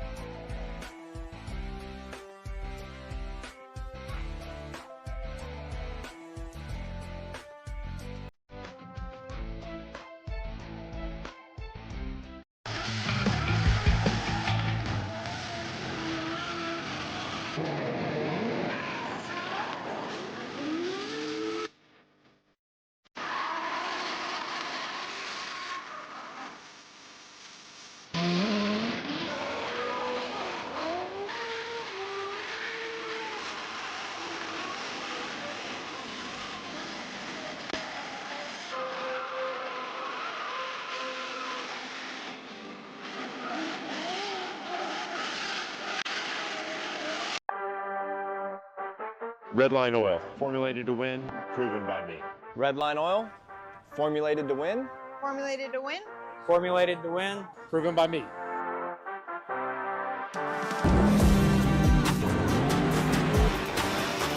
Formulated to win, proven by me. Proven by me. Proven by me. Redline oil, formulated to win, proven by me.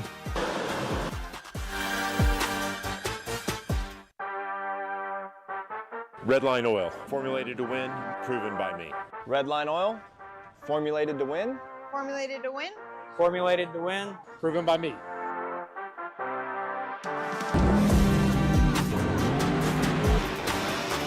Formulated to win, proven by me. Proven by me. Proven by me. Redline oil, formulated to win, proven by me. Hey everybody, just a friendly reminder that prices on the website are going to increase. Now it has been a year that we've been trying to fight against this, but due to cost of material, we have no choice. However, that's not going to take place until next week, so now is the time for you to get all of the products that you need for your build or your transmission conversion. To find out more information, be sure to check out the website at autosportsengineering.com.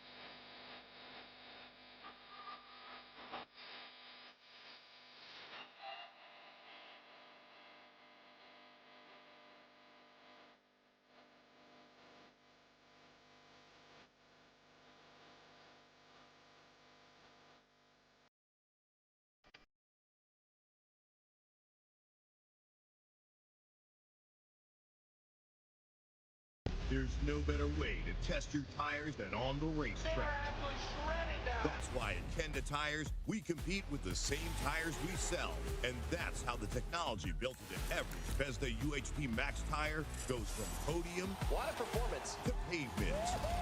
Whether you're a professional driver chasing podiums or a grassroots enthusiast looking for weekend excitement, Kenda Tires are designed for your journey.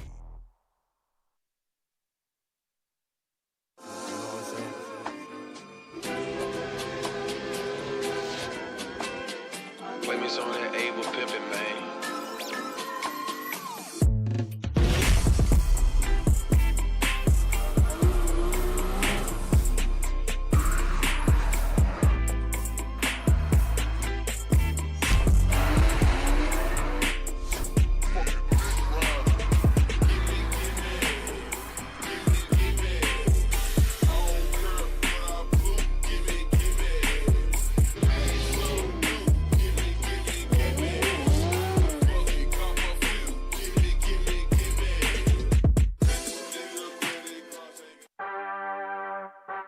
Redline Oil, formulated to win, proven by me. Redline Oil, formulated to win. Formulated to win. Formulated to win, proven by me.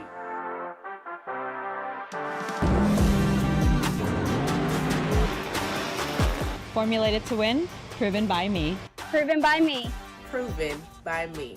Redline Oil, formulated to win, proven by me.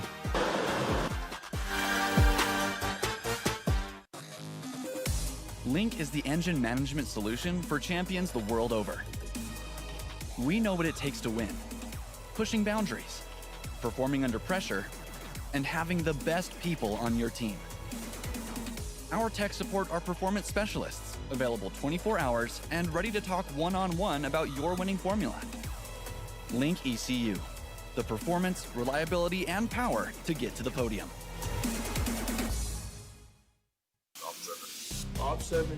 Op 7. Op 7. Op 7.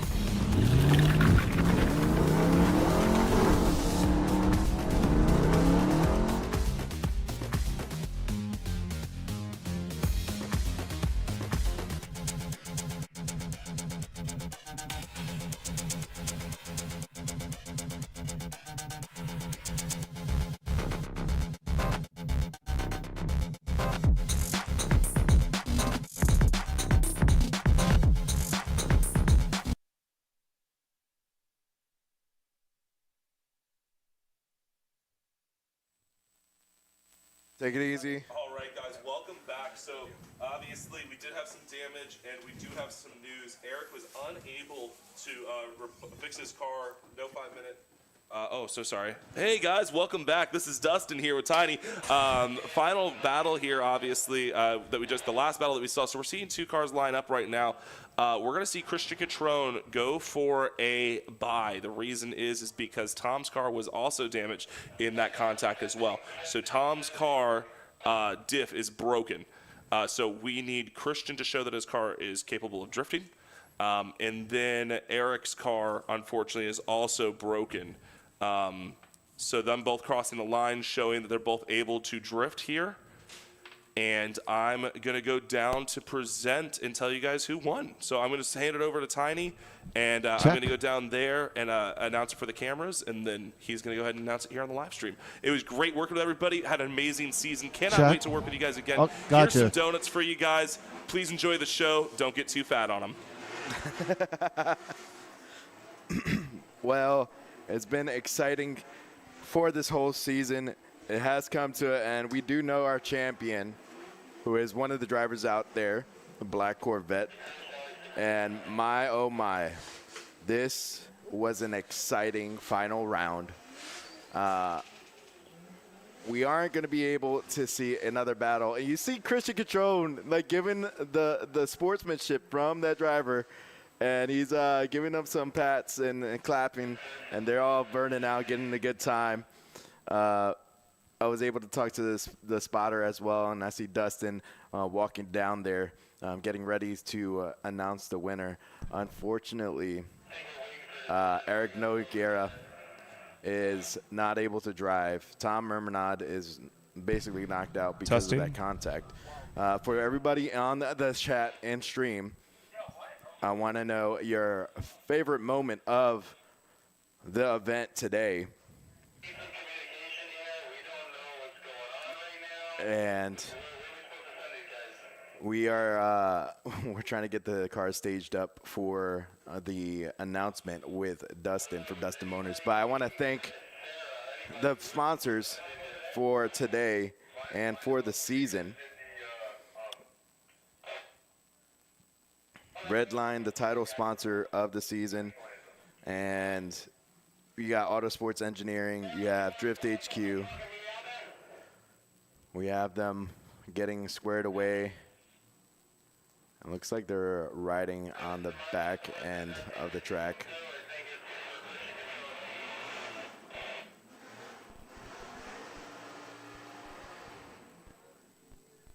You got the drone flying in. FLYDAY Drones supporting the U.S. Drift Circuit, being one of the drone pilots here today and every round.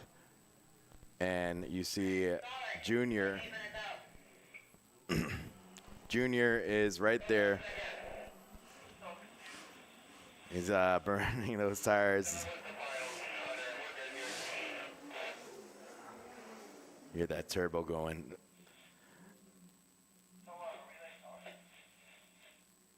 And Christian taking off his helmet. That's our champion for the season.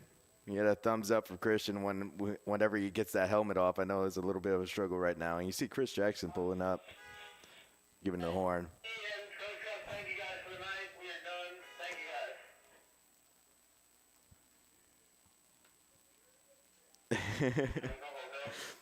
Dustin is a character and love announcing with him. You guys are someone says no rain delay was my favorite part. And we are explained earlier there is going to be no final battle. That contact forced the decisions. You see Junior there with Dustin, and he's going to give a quick announcement as they're having a conversation. We have the U.S. Drift Circuit media guys there getting the camera set up for the trophies. And there's Tom. Tom is on the left with his, he's zipping up his fire suit. Hey, Tom, you okay there, buddy? Yeah, I'm happy you're okay, brother. See Chris Jackson walking up to Dustin. And then you see Christian slowly getting out of the car. I know he must be tired or it's old age, but I'm not going to say the second. Oh, man. It's so pumped. And, man, today, the final end of the season was very exciting. These guys put their blood, sweat, and tears in their car, in their programs. And I want to say that thank you guys for putting on the show, for sure. You guys put the show on for the fans out here, the families, and the viewers at home. And Dustin, you ready?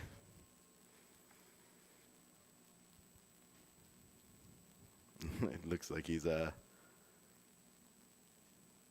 there with a microphone. At the right, if you see the crew of Christian Catron's giving him a thumbs up. The guy on the scooter is the spotter for Christian.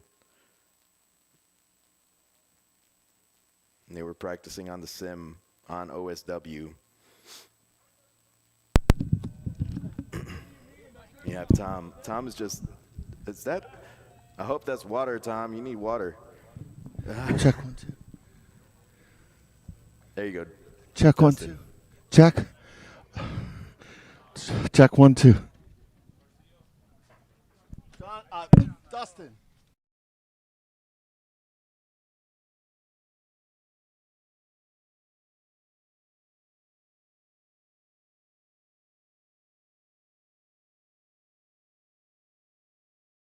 Out here, we actually are so unfortunately had some damage at the last little bit there, so it kind of made our top three pretty obvious. But I want to give a shout out to this man all day killing it. He doesn't understand a word I'm saying right now, but Marcio Jr. gets the win. 3-1-2. Okay, and then we got our boy over here getting third. Let's go, baby! Let's go. Christian Catron absolutely killing it. Laser focused, absolutely did a great job. And obviously second place, second for best, whatever. He's this guy over here. He's driving that truck. He's been driving it all day like a great guy. Wisefab F250. Wisefab F250 in the Corvette. Tom, absolutely great job, buddy. I want to thank everybody for tuning in. We do want to go to our championship points too for the live stream real quick. With that being said, our winner for, you don't want me to say the winner for the championship? Start with third, which I don't have the points in front of me, so you're going to do it. There you go. All right, everybody, sorry. I'm coming in here really late. But 2025 USDC Championship presented by Redline Oil. We got third place. We got Tom Mermanod. A pretty rough season and still third. Podiums, baby. Podiums on podiums. You want to bring your car over here? No? Okay. In second place, Matt Schulman.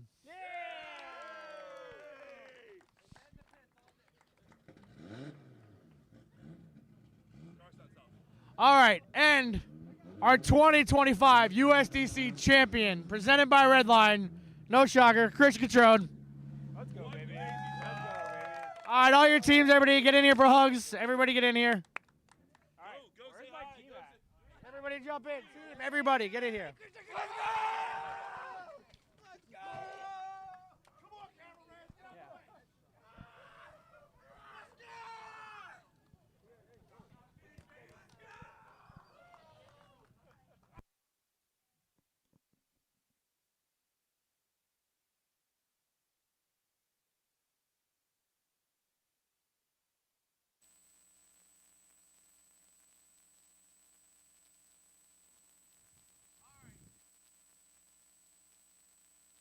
It has been a great time with everybody out here at US Drift Circuit. Everybody has been doing a stellar job, the staff, the media, the sponsors, and by far the drivers. If they weren't here, this wouldn't be a show. You have Christian Catron. He is going to Formula Drift next year. Super excited for him. And you have Tom Mermanot celebrating here. I'm Jonathan Tiny Huarbe here at US Drift Circuit. I want to say thank you guys for tuning in. Everybody that's here today, hope you guys drive home safe. And man, I'll see you guys next year. Let's get it, baby. Full send always. Redline Oil, formulated to win, proven by me. Redline Oil, formulated to win. Formulated to win. Formulated to win, proven by me.